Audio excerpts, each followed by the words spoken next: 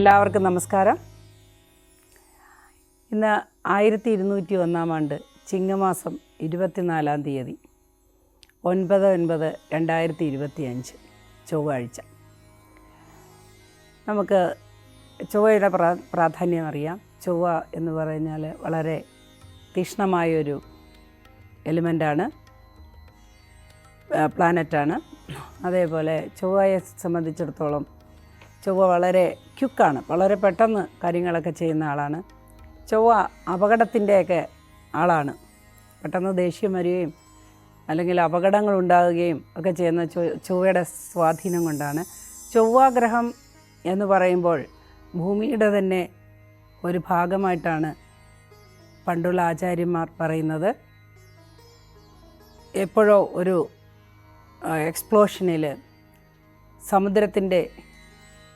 സമുദ്രത്തിൻ്റെ മുകളിലുള്ള ഒരു ഭാഗം, ഭൂവിഭാഗം തെറിച്ച് ആകാശത്ത് പോയതായും ഒരു സമുദ്രം രൂപപ്പെട്ടതായും ഭൂമിയിൽ ഒരു സമുദ്രം രൂപപ്പെട്ടതായും ഒരു ഐതിഹ്യമുണ്ട്. എന്തായാലും ഭൂമിയായി വളരെയധികം ബന്ധമുള്ള ഒരു ഗ്രഹമാണ് ചൊവ്വ.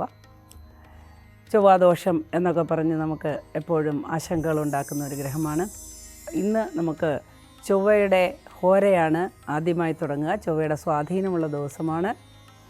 രാവിലെ ഉദയം മുതൽ 1 മണിക്കൂർ ചൊവ്വയുടെ സ്വാധീനമുള്ള ഒരു ദിവസമായിരിക്കും. ഇന്ന് പൊതുവെ അത്ര നല്ല കാര്യങ്ങളൊന്നും ചെയ്യാൻ ആരും തയ്യാറെടുക്കില്ല. എന്നാൽ ഏറ്റവും അനുകൂലമായ ചില കാര്യങ്ങൾ, അതായത് ചൊവ്വയുടെ സ്വാധീനം കൊണ്ട് അനുകൂലമായ കാര്യമാണ് കേസ്, വഴക്ക്, കോടതിയിൽ പോവുക, ഒത്തുതീർപ്പിന് പോവുക എന്നുള്ള കാര്യങ്ങളൊക്കെ, അല്ലെങ്കിൽ ഭൂമിയെ സംബന്ധിക്കുന്ന കാര്യങ്ങളും നമുക്ക് ചൊവ്വയുടെ അല്ലെങ്കിൽ ചൊവ്വാഴ്ച ദിവസം ചെയ്യാവുന്നതാണ്. ഇന്നത്തെ ചൊവ്വാഴ്ച ഫലം നോക്കാം. മേടക്കൂറുകാർക്ക്, അതായത് അശ്വതി, ഭരണി, കാർത്തികകാല് നക്ഷത്രക്കാർക്ക് ഇന്നത്തെ ദിവസം കുറച്ച് ദുർഘടം നിറഞ്ഞതാണ്. ചില ബുദ്ധിമുട്ടുകളൊക്കെ അനുഭവപ്പെട്ടേക്കാം. യാത്രാ ക്ഷീണവും ഉറക്കക്ഷീണവുമൊക്കെ കൊണ്ട് വളരെ മാനസിക സമ്മർദ്ദം അനുഭവിക്കുന്ന ഒരു ദിവസമായിരിക്കാം. ബ്ലഡ് പ്രഷർ ഉള്ളവർക്കിന്ന് പ്രഷർ കൂടി നിൽക്കുന്ന ഒരു ദിവസമായിരിക്കും. എന്നാൽ ഉച്ചയ്ക്ക് ശേഷം വളരെ അനുകൂലമായ മാറ്റങ്ങൾ വരുന്നുണ്ട്. ശാരീരിക ക്ഷീണത്തിനും അതേപോലെ സാമ്പത്തികമായ കാര്യങ്ങൾക്കുമൊക്കെ ഒരു പ്രതീക്ഷ കൈവരുന്ന ഒരു ദിവസമായിരിക്കും ഇന്ന്.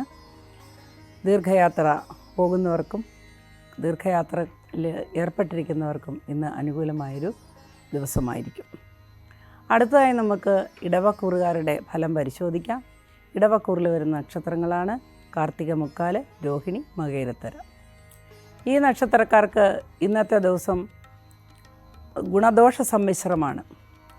ദിവസത്തിൻ്റെ ആദ്യ പകുതി അത്ര അനുകൂലത്തിലായിരിക്കുകയില്ല. എല്ലാ കാര്യത്തിലും ഒരു മന്ദത അനുഭവപ്പെട്ടേക്കാം.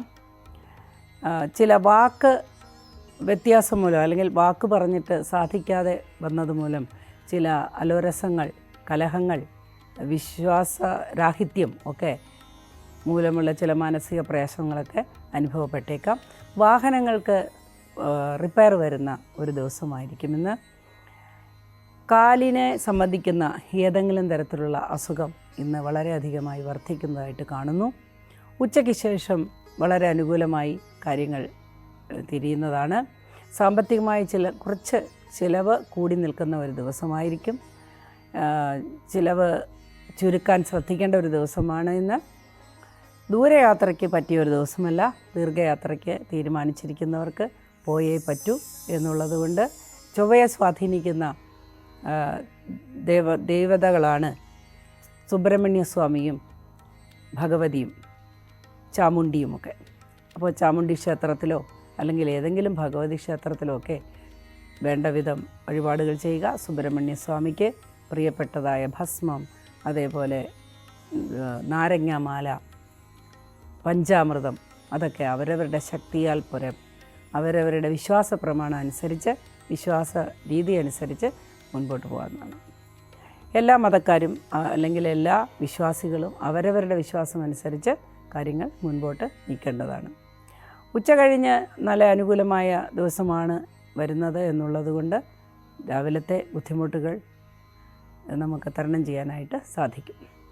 അടുത്തതായി നമുക്ക് മിഥുനക്കൂറുകാരുടെ ഇന്നത്തെ ഫലം നോക്കാം. മിഥുനക്കൂറിൽ വരുന്ന നക്ഷത്രങ്ങളാണ് മകയിരത്തര, തിരുവാതിര, പുണർദ മുക്കാല്. ഈ നക്ഷത്രക്കാർക്ക് അല്ലെങ്കിൽ ഈ രാശിക്കാർക്ക് ഇന്നത്തെ ദിവസം അനുകൂലമായി കാണുന്നു. യാത്രാക്ലേശം മൂലമുണ്ടാകുന്ന ചില മാനസിക പിരിമുറുക്കങ്ങളും ശാരീരിക ക്ലേശങ്ങളും അധിക ചെലവോർത്തുള്ള കുറച്ച് വിഷമതകളുമൊക്കെ അനുഭവിച്ചേക്കാമെങ്കിലും വളരെ ആശ്വാസകരമായ ഒരു ദിവസമായിരിക്കുമെന്ന്. പ്രത്യേകിച്ച് വൈകുന്നേരം വളരെ പ്രതീക്ഷാനിർഭരമായ ഒരു ദിവസമായിരിക്കും. ചില മാനസികമായ പ്രയാസങ്ങൾ അനുഭവിക്കുന്ന വ്യക്തികൾക്കും ഇന്ന് ആശ്വാസം ലഭിക്കുന്ന ഒരു ദിവസമാണ്. വിദ്യാർത്ഥികൾക്ക് അനുകൂലമായൊരു ദിവസമാണ്. വിദ്യാഭ്യാസ മേഖലയിൽ പ്രവർത്തിക്കുന്നവർക്കും ഇന്ന് അനുകൂലമായൊരു ദിവസമായിരിക്കും. എന്നാൽ മെഡിക്കൽ വിഭാഗത്തിൽ പ്രവർത്തിക്കുന്നവർക്ക് സംഘർഷങ്ങളും ആരോപണങ്ങളും ഒക്കെ വന്ന് ഭവിക്കാനായി സാധ്യതയുണ്ട്. ശ്രദ്ധിക്കുക. ബിസിനസ്സുകാർക്ക് ഇന്ന്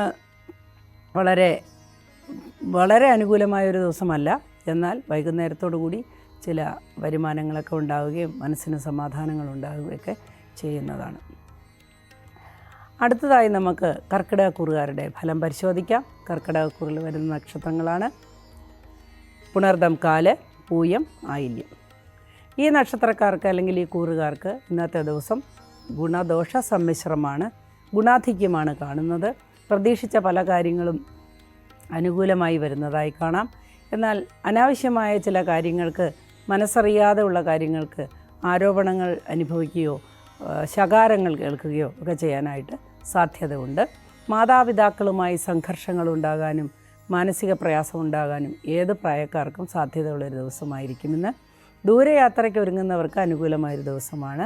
വിദേശയാത്രയ്ക്ക് ഒരുങ്ങുന്നവർക്കും അനുകൂലമായ മറുപടി ലഭിക്കുന്ന ഒരു ദിവസമായിരിക്കുമെന്ന്. നിയമപരമായ കാര്യങ്ങളിൽ ഇടപെട്ടിരിക്കുന്നവർക്കും അധികാരം വിനിയോഗിച്ചുള്ള ജോലികൾ ചെയ്യുന്നവർക്കുമൊക്കെ പ്രതികൂലമായൊരു ദിവസമായിരിക്കുമെന്ന്. എന്നാൽ സ്പോർട്സുകാർക്ക് അനുകൂലമായൊരു ദിവസമാണ് ഇന്ന്. ഈശ്വര പ്രാർത്ഥന അനിവാര്യമാണ്. ഈശ്വരാധീനം ഉണ്ടാകാനായി അതത് ക്ഷേത്രങ്ങളിൽ, പ്രത്യേകിച്ച് സുബ്രഹ്മണ്യ സ്വാമി ക്ഷേത്രത്തിലോ അല്ലെങ്കിൽ ഭഗവതി ക്ഷേത്രത്തിലോ ഒക്കെ ദർശനം നടത്തുകയും അവരവരുടെ ശക്തിയാൽ പരം വഴിപാടുകൾ നടത്തുകയും പ്രദക്ഷിണങ്ങൾ വയ്ക്കുകയൊക്കെ ചെയ്യുന്നത് ആശ്വാസകരമായിരിക്കും. അടുത്തതായി നമുക്ക് ചിങ്ങക്കൂറുകാരുടെ ഫലം പരിശോധിക്കാം. ചിങ്ങക്കൂറിൽ വരുന്ന നക്ഷത്രങ്ങളാണ് മകം, പൂരം, ഉത്രം, കാല്. ഈ കൂറുകാർക്ക് അല്ലെങ്കിൽ ഈ നക്ഷത്രക്കാർക്ക് ഇന്നത്തെ ദിവസം ഗുണദോഷ സമ്മിശ്രമാണ്, ഗുണാധിക്യമാണ് കൂടുതലെങ്കിലും ബിസിനസ് ചെയ്യുന്നവർക്ക് വളരെ കനത്ത അടിയാണ് ഇന്നുണ്ടാകാൻ സാധ്യത. അഡ്വാൻസായി കൊടുക്കുന്ന പണം തിരിച്ചു കിട്ടാനായിട്ട് വളരെ ബുദ്ധിമുട്ടുള്ള ദിവസമായതുകൊണ്ട് ഇന്നത്തെ ദിവസം അഡ്വാൻസ് കൊടുക്കുന്നതോ അങ്ങനെ ഉള്ള പണമിടപാടുകളോ ഒക്കെ വളരെ ശ്രദ്ധിക്കേണ്ടതാണ്. കൈവിട്ടുപോയ പല ധനകാര്യങ്ങളും അല്ലെങ്കിൽ ധനമിടപാടുകളും ഇന്ന് ലഭിക്കില്ല എന്ന് അറിയുന്നത് കൊണ്ട് കുറച്ച് മനക്ലേശങ്ങളൊക്കെ ഉണ്ടാകാൻ സാധ്യതയുണ്ട്. ദൂരയാത്രയ്ക്ക് ഒരുങ്ങുന്നവർക്കും പ്രതികൂലമായൊരു ദിവസമായിരിക്കും. എന്നാൽ കച്ചവടത്തിന് സാധ്യതയുള്ളൊരു വൈകുന്നേരമാണ് ഇന്നുള്ളത്. ഇഷ്ടജനങ്ങളെ കണ്ടുമുട്ടാനും സന്തോഷം പങ്കുവയ്ക്കാനും കുടുംബത്തിൽ സമാധാനം പുനഃസ്ഥാപിക്കാനുമൊക്കെ സാധ്യത കാണുന്നുണ്ട്. അടുത്തതായി നമുക്ക് ഉത്രം, മുക്കാല്, അത്തം, ചിത്തിരാര ഉൾക്കൊള്ളുന്ന കന്നിക്കൂറുകാരുടെ ഫലം നോക്കാം. കന്നിക്കൂറിൽ വരുന്ന ഈ നക്ഷത്രക്കാർക്ക് അല്ലെങ്കിൽ കന്നിക്കൂറുകാർക്ക് ഇന്നത്തെ ദിവസം അത്ര മോശമല്ല എങ്കിലും ചില നഷ്ടങ്ങൾ വന്നു ഭവിക്കാനായി സാധ്യതയുണ്ട്. പ്രത്യേകിച്ച് എഴുത്തുകാർക്ക്, എഴുത്ത് വേലകളിൽ ഏർപ്പെട്ടിരിക്കുന്നവർക്ക്, അല്ലെങ്കിൽ ഏതെഴുത്തുകാരും അകാധാരം എഴുത്തു മുതൽ സ്ക്രിപ്റ്റ് റൈറ്റേഴ്സ് വരെ ആകാം, അങ്ങനെയൊക്കെ ഉള്ളവർക്ക് ഇന്ന് ചില മാനസിക സംഘർഷങ്ങളും ആരോപണങ്ങളുമൊക്കെ വന്ന് സംഭവിക്കാൻ സാധ്യതയുണ്ട്. അതേപോലെ ദൂരയാത്രയ്ക്ക് ഒരുങ്ങുന്നവർ തീർച്ചയായും ഇന്നത്തെ യാത്ര പറ്റുകയാണെങ്കിൽ മാറ്റിവെക്കേണ്ടത് ആവശ്യമാണ്. അടുത്തതായി ദീർഘനാൾ പ്രതീക്ഷിച്ചിരുന്ന ചില ഭാഗ്യാനുഭവങ്ങൾ നടന്നേക്കാൻ സാധ്യതയുണ്ടെന്നുള്ള ഒരു സൂചന ലഭിക്കുന്നതാണ്. അതേപോലെ തന്നെ നമുക്ക് ജീവിതത്തിൽ ഏറ്റവും പ്രധാനപ്പെട്ടതായ വിവാഹം തുടങ്ങിയ കാര്യങ്ങളിൽ ഒരു തീരുമാനമെടുക്കുന്ന ഒരു ദിവസവുമായിരിക്കും ഇന്ന്. അസുഖങ്ങൾ, രോഗാതി ദുരിതങ്ങൾ അനുഭവിക്കുന്നവർക്ക് ആശ്വാസം ലഭിക്കുന്ന ഒരു ദിവസമായിരിക്കും. അടുത്തതായി നമുക്ക് തുലാക്കൂറുകാരുടെ ഫലം പരിശോധിക്കാം. തുലാക്കൂറിൽ വരുന്ന നക്ഷത്രങ്ങളാണ് ചിത്തിരാര, ചോതി, വിശാഖ, മുക്കാല്. ഈ കൂറുകാർക്ക് ദോഷം കൂടി നിൽക്കുന്ന ഒരു ദിവസമാണ് ഇന്ന്. അതുകൊണ്ട് ഓരോ കാര്യവും വളരെ ശ്രദ്ധിച്ച് വേണം മുൻപോട്ട് പോകുവാൻ. അപകട സാധ്യത കാണുന്നു. ചില സന്തോഷകരമായ വാർത്തകൾ വൈകിയാണെങ്കിലും വന്നെത്തുമെങ്കിലും നഷ്ടങ്ങൾക്കാണ് കൂടുതൽ സാധ്യത. ശ്രദ്ധയോടുകൂടി കാര്യങ്ങൾ കൈകാര്യം ചെയ്യാൻ ശ്രമിച്ചാൽ ഈ വിധ ബുദ്ധിമുട്ടുകളെല്ലാം ഒഴിവാക്കാൻ സാധിക്കുന്നതാണ്. ഈശ്വരാധീനം വളരെയധികം വേണ്ട ഒരു ദിവസമാണ്. ഈശ്വര പ്രാർത്ഥനയിലൂടെയും ആത്മവിശ്വാസത്തിലൂടെയും മുൻപോട്ട് പോവുക. നിയമം കൈകാര്യം ചെയ്യുന്നവർക്ക് ഇന്ന് വളരെ തടസ്സങ്ങളുണ്ടാകുന്നൊരു ദിവസമാണ്. വിദ്യാർത്ഥികൾക്കും വിദ്യാഭ്യാസ മേഖലയുള്ളവർക്കും ഒക്കെ ചില പരാജയങ്ങൾ ഏറ്റുവാങ്ങേണ്ട ഒരു ദിവസമായിരിക്കും. സ്പോർട്സ് അല്ലെങ്കിൽ കായികമായ ഏതെങ്കിലും കലകളിൽ ഏർപ്പെട്ടിരിക്കുന്നവർക്ക് അനുകൂലമായൊരു ദിവസമായിരിക്കും ഇന്ന്. ബിസിനസ്സുകാർക്ക് ഇന്നത്തെ ദിവസം വളരെ അനുകൂലമായി കാണുന്നു. അടുത്തതായി നമുക്ക് വൃശ്ചികക്കൂറുകാരുടെ ഫലം നോക്കാം. വൃശ്ചികക്കൂറിൽ വരുന്ന നക്ഷത്രക്കാരാണ് വിശാഖം, കാല്, അനിഴം, തൃക്കേട്ട. ഈ കൂറുകാർക്ക് അല്ലെങ്കിൽ ഈ നക്ഷത്രക്കാർക്ക് ഇന്നത്തെ ദിവസം അനുകൂലമായി തന്നെ കാണുന്നു.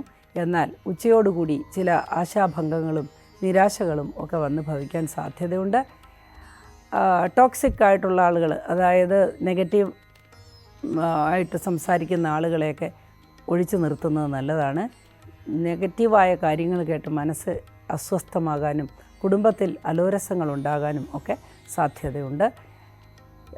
ഈ ലോകത്ത് ഒന്നും തന്നെ ശാശ്വതമല്ല എന്ന് സമാധാനിച്ചുകൊണ്ട് വരുന്ന കാര്യങ്ങളെല്ലാം ധൈര്യത്തോടുകൂടി ആത്മധൈര്യത്തോടുകൂടി നേരിടണം. ഈശ്വര പ്രാർത്ഥന അത്യാവശ്യമാണ്. എന്നാൽ ചില നല്ല ഭാഗ്യങ്ങളും സന്തോഷങ്ങളും സമ്മാനങ്ങളുമൊക്കെ ലഭിക്കുന്ന ഒരു ദിവസമായിരിക്കുമെന്ന്. കുട്ടികളെക്കുറിച്ചോർത്ത് സന്താനങ്ങളെക്കുറിച്ചോർത്ത് വളരെയധികം ആശ്വാസകരവും സന്തോഷകരവുമായ ചില കാര്യങ്ങൾ കേൾക്കാനായിട്ട് സാധ്യതയുണ്ട്. അടുത്തതായി ധനുക്കൂറുകാരുടെ ഫലം പരിശോധിക്കാം. മൂലം, പൂരാടം, ഉത്രാടം, കാല് നക്ഷത്രങ്ങൾ ഉൾക്കൊള്ളുന്ന ധനുക്കൂറുകാർക്ക് ഇന്നത്തെ ദിവസം വളരെ അനുകൂലമായി കാണുന്നു. കഴിഞ്ഞ ദിവസങ്ങളിൽ ഉണ്ടായിരുന്ന ചില ബുദ്ധിമുട്ടുകളൊക്കെ കാണാനായിട്ട് സാധ്യതയില്ല. എന്നാൽ ചില ഉറ്റവരുടെ വേർപാടോ അല്ലെങ്കിൽ ഉറ്റവർ ദൂരയാത്രയ്ക്ക് പോവുകയോ ഒക്കെ ചെയ്ത് മനസ്സിന് ക്ലേശങ്ങളുണ്ടാകാനൊക്കെ സാധ്യതയുണ്ട്. എന്നാലും താരതമ്യേന നല്ലൊരു ദിവസമായിരിക്കുമെന്ന്. ആരോഗ്യകാര്യത്തിൽ വളരെയധികം ശ്രദ്ധിക്കേണ്ടതുണ്ട്. ഉദരസംബന്ധമായ അസുഖങ്ങൾ വർദ്ധിക്കാൻ സാധ്യതയുള്ളൊരു ദിവസമാണ്. അലർജി തുടങ്ങിയ അസുഖങ്ങളുള്ളവർക്ക് അത് അധികരിക്കാനായിട്ട് സാധ്യത കാണുന്നു. ഷുഗർ പോലെയുള്ള അസുഖങ്ങളുള്ളവർ വളരെ ശ്രദ്ധിക്കേണ്ടതാണ്. അവരുടെ മരുന്നുകളൊക്കെ കൃത്യമായി ഉപയോഗിക്കുകയും ഉറക്കം ശ്രദ്ധിക്കുകയൊക്കെ ചെയ്യേണ്ട ഒരു ദിവസമാണ് ഇന്ന്. അല്ലെങ്കിൽ ചില ആരോഗ്യ പ്രശ്നങ്ങൾ പ്രത്യക്ഷപ്പെടും. അടുത്തതായി നമുക്ക് മകരക്കൂറുകാരുടെ ഫലം പരിശോധിക്കാം. മകരക്കൂറിൽ വരുന്ന നക്ഷത്രങ്ങളാണ് ഉത്രാടം, മുക്കാല്, തിരുവോണം, അവിട്ടത്തിൻ്റെ പകുതി, അവിട്ടത്തര. ഈ നക്ഷത്രക്കാർക്കും ഈ കൂറുകാർക്കും ഇന്നത്തെ ദിവസം ഗുണദോഷ സമ്മിശ്രമാണ്. ദിവസത്തിൻ്റെ ആദ്യ പകുതി ചില സംഘർഷങ്ങൾ അനുഭവപ്പെട്ടേക്കാം. ബിസിനസ് മേഖലയിൽ പ്രവർത്തിക്കുന്നവർക്ക് എന്നാൽ അനുകൂലമായ ചില അനുഭവങ്ങളാണ് കാണുന്നത്. സന്തോഷകരമായി ചെയ്യേണ്ട പല കർമ്മങ്ങളും ഒരു ക്ലേശത്തോടുകൂടി അല്ലെങ്കിൽ ചില നഷ്ടത്തോടു കൂടിയൊക്കെ ചെയ്യേണ്ടതായിട്ട് കാണുന്നു. ചിലപ്പോൾ ആഭരണങ്ങളോ പണമോ ഒക്കെ നഷ്ടപ്പെടാനൊക്കെ സാധ്യതയുണ്ട്. വളരെ ശ്രദ്ധിക്കുക. നഷ്ടപ്പെട്ടതോർത്ത് ദുഃഖിക്കാതെ മുമ്പോട്ട് പോകണം. മാനസിക സംഘർഷങ്ങൾ മറ്റ് ചില അസുഖങ്ങൾക്ക് വഴി തെളിച്ചേക്കാം. ശ്വാസകോശ സംബന്ധമായിട്ടുള്ള അസുഖങ്ങളുള്ളവർക്ക് ഇന്ന് അത് അധികരിക്കുന്നതായിട്ട് കാണുന്നു. ദൂരയാത്രയ്ക്ക് പോകുന്നവർക്ക് ചില തടസ്സങ്ങൾ കാണുന്നു. വിദേശയാത്രയ്ക്ക് പോകാൻ ആഗ്രഹിക്കുന്നവർക്കും ചില തടസ്സങ്ങൾ കാണുന്നു. അടുത്തതായി നമുക്ക് കുംഭക്കൂറിൽ വരുന്ന നക്ഷത്രക്കാരുടെ ഇന്നത്തെ ഫലം പരിശോധിക്കാം. കുംഭക്കൂറിൽ വരുന്ന നക്ഷത്രക്കാരാണ് അവിട്ടത്തര, ചതയം, പൂരുട്ടാതി, മുക്കാല്. ഈ നക്ഷത്രക്കാർക്ക് ഇന്നത്തെ ദിവസം വളരെ അനുകൂലമാണെങ്കിലും മേലധികാരികളിൽ നിന്ന് ശകാരം ലഭിക്കുവാനോ അല്ലെങ്കിൽ കൃത്യനിഷ്ഠയിലുള്ള ചില പിഴവ് മൂലം മറ്റുള്ളവരുടെ അപ്രീതിക്ക് പാത്രമാകാനോ ഒക്കെ സാധ്യത കാണുന്നു. എല്ലാ മേഖലയിലും പ്രവർത്തിക്കുന്നവർക്കും ഈ അനുഭവം പ്രതീക്ഷിക്കാം. എന്നാൽ കായിക രംഗത്ത് പ്രവർത്തിക്കുന്നവർക്ക് ചില അനുമോദനങ്ങളും സപ്പോർട്ടുകളുമൊക്കെ കിട്ടുന്ന ദിവസമാണ്. എന്തായാലും ഇന്ന് വളരെയധികം ജോലി ഭാരം കൂടിയ ഒരു ദിവസമായിരിക്കും. ചിന്തിക്കുന്നത് പോലെ കാര്യങ്ങളൊന്നും മുൻപോട്ട് പോകുന്നതായി കാണുന്നില്ല. അധികാര തലത്തിൽ അല്ലെങ്കിൽ രാഷ്ട്രീയ തലത്തിൽ പോലീസ് ഡിപ്പാർട്ട്മെൻറ്റിലൊക്കെ പ്രവർത്തിക്കുന്നവർക്ക് ഇന്നത്തെ ദിവസം വളരെ സംഘർഷം നിറഞ്ഞതായി കാണുന്നു. ഈശ്വര പ്രാർത്ഥനയാണ് അനിവാര്യം. അവരവരുടെ വിശ്വാസം അനുസരിച്ച് ഈശ്വര പ്രാർത്ഥന ചെയ്യുന്നത് വളരെ ഗുണകരമായിരിക്കും. വൈകുന്നേരത്തോടുകൂടി ചില മാറ്റങ്ങളെല്ലാം അനുകൂലമായി കാണുന്നുണ്ട്. അതുകൊണ്ട് വളരെ പ്രതീക്ഷയോടുകൂടിയും സന്തോഷത്തോടു കൂടിയും ഇരിക്കുക. അടുത്തതായി നമുക്ക് മീനക്കൂറുകാരുടെ ഇന്നത്തെ ഫലം പരിശോധിക്കാം. മീനക്കൂറുകാർക്ക് വളരെ അനുകൂലമായൊരു ദിവസമായിരിക്കുമെന്ന്. മീനക്കൂറിൽ വരുന്ന നക്ഷത്രങ്ങളാണ് പൂരുരുട്ടാതിക്കാൽ, ഉത്തരട്ടാതി, രേവതി. ഈ നക്ഷത്രക്കാർക്ക് ഗുണദോഷ സമ്മിശ്രമായൊരു ദിവസമായിരിക്കുമെന്ന്. ജോലിഭാരം വളരെയധികം കൂടുതലായിരിക്കും. ചില കാര്യങ്ങളോർത്ത് വളരെ ഉത്കണ്ഠ ഉണ്ടാകുന്നൊരു ദിവസമാണ്.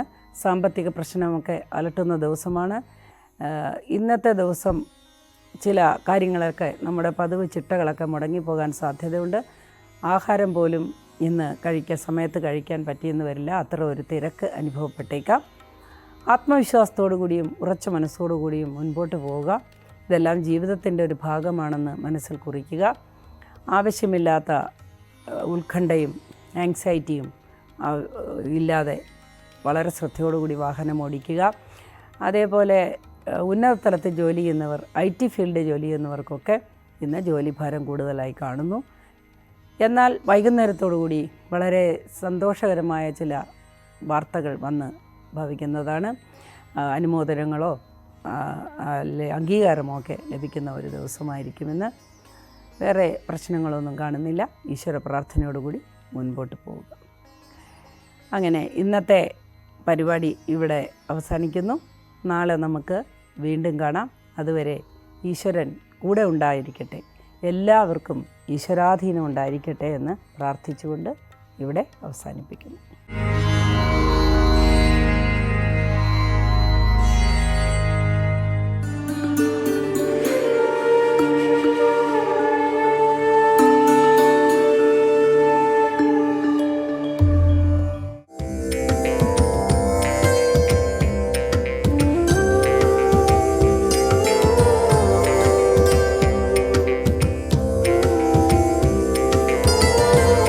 കേരളത്തിന്റെ സാംസ്കാരിക ഭൂപടത്തിൽ കണ്ണൂർ ജില്ലയിലെ തളിപ്പറമ്പ് രാജരാജേശ്വര ക്ഷേത്രത്തിന് അതുല്യമായ സ്ഥാനമുണ്ട്. മലബാർ മേഖലയിലെ ഏറ്റവും പ്രസിദ്ധമായ ശിവക്ഷേത്രങ്ങളിലൊന്നായ ഈ ദേവാലയം വിശ്വാസവും ഭക്തിയും മാത്രമല്ല, കേരളത്തിന്റെ ചരിത്രപരവും സാംസ്കാരികവുമായ പൈതൃകവും രേഖപ്പെടുത്തുന്നു. കേരളത്തിലെ 108 ശിവക്ഷേത്രങ്ങളിൽ പ്രധാനപ്പെട്ട ശക്തിപീഠങ്ങളിൽ ഒന്നായി കണക്കാക്കുന്ന ഈ ക്ഷേത്രം കാലത്തിന്റെയും അനുഭവങ്ങളുടെയും തെളിവായി ഇന്നും ഭക്തരുടെ മനസ്സിൽ ഭയഭക്തി നിറച്ചുകൊണ്ടിരിക്കുന്നു. തളിപ്പറമ്പ് രാജരാജേശ്വര ക്ഷേത്രത്തിന്റെ ഉത്ഭവത്തെക്കുറിച്ച് നിരവധി കഥകൾ നിലനിൽക്കുന്നു.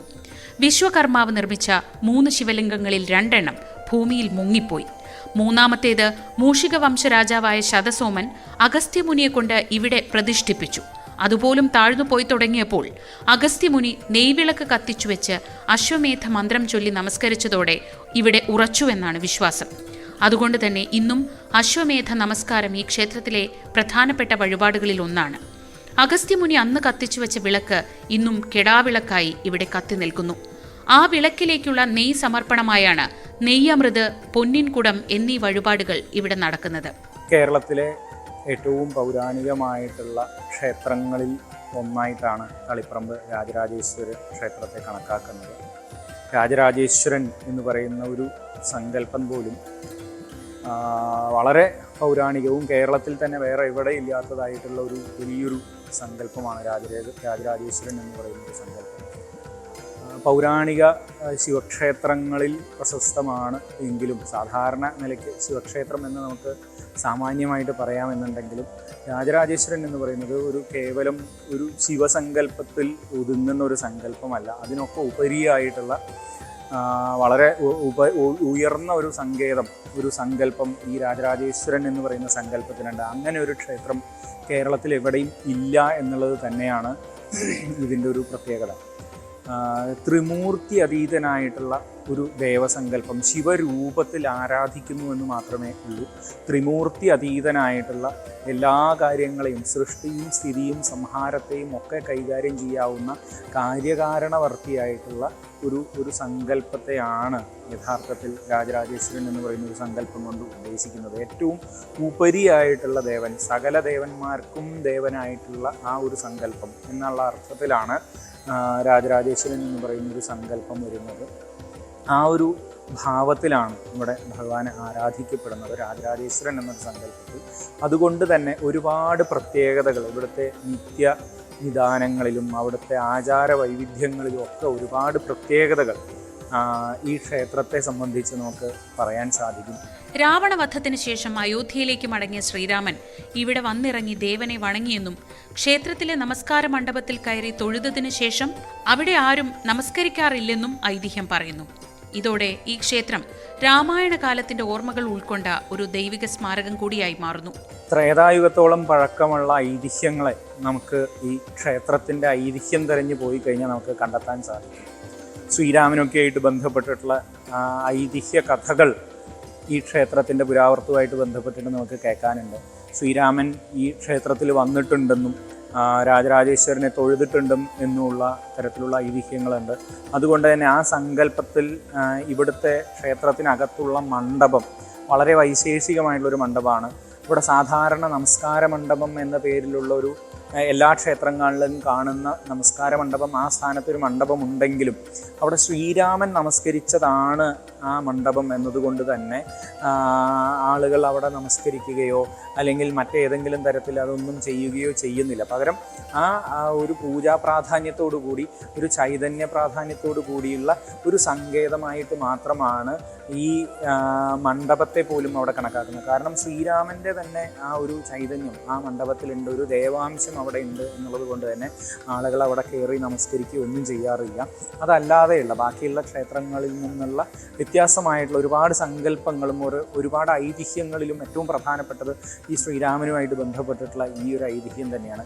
അതേപോലെ തന്നെ ഈ ക്ഷേത്രത്തിൻ്റെ പ്രതിഷ്ഠാകർത്താക്കളായിട്ട് പറയപ്പെടുന്നത് ശ്രീരാമനും പൂർവികനായിട്ടുള്ള ഇക്ഷ്വാകു വംശത്തിലുള്ള ഒരുപാട് ശ്രീരാമന് ഒരുപാട് പൂർവികനായിട്ടുള്ള മാന്ധാതാവ് മഹർഷി, അദ്ദേഹം ഒരു രാജാവാണ്, രാജർഷിയാണ്. അദ്ദേഹത്താലാണ് ഇവിടെ ആദ്യമായിട്ട് ഇവിടെ ഒരു വിഗ്രഹപ്രതിഷ്ഠ, ഇവിടുത്തെ ഒരു ശ്രീപാർവതിയിൽ നിന്ന് അദ്ദേഹം ആർജിച്ചെടുത്ത ഒരു ശിവലിംഗം അദ്ദേഹം ശ്മശാനമൊന്നും ഇല്ലാത്ത ഒരു ഭൂമിയിൽ അത് പ്രതിഷ്ഠിക്കണമെന്ന് ശ്രീപാർവതിയാൽ തന്നെ കൽപ്പിക്കപ്പെട്ടു എന്നും അത് ഈ പ്രപഞ്ചത്തിലെല്ലായിടത്തും അദ്ദേഹം അത് അന്വേഷിച്ചു.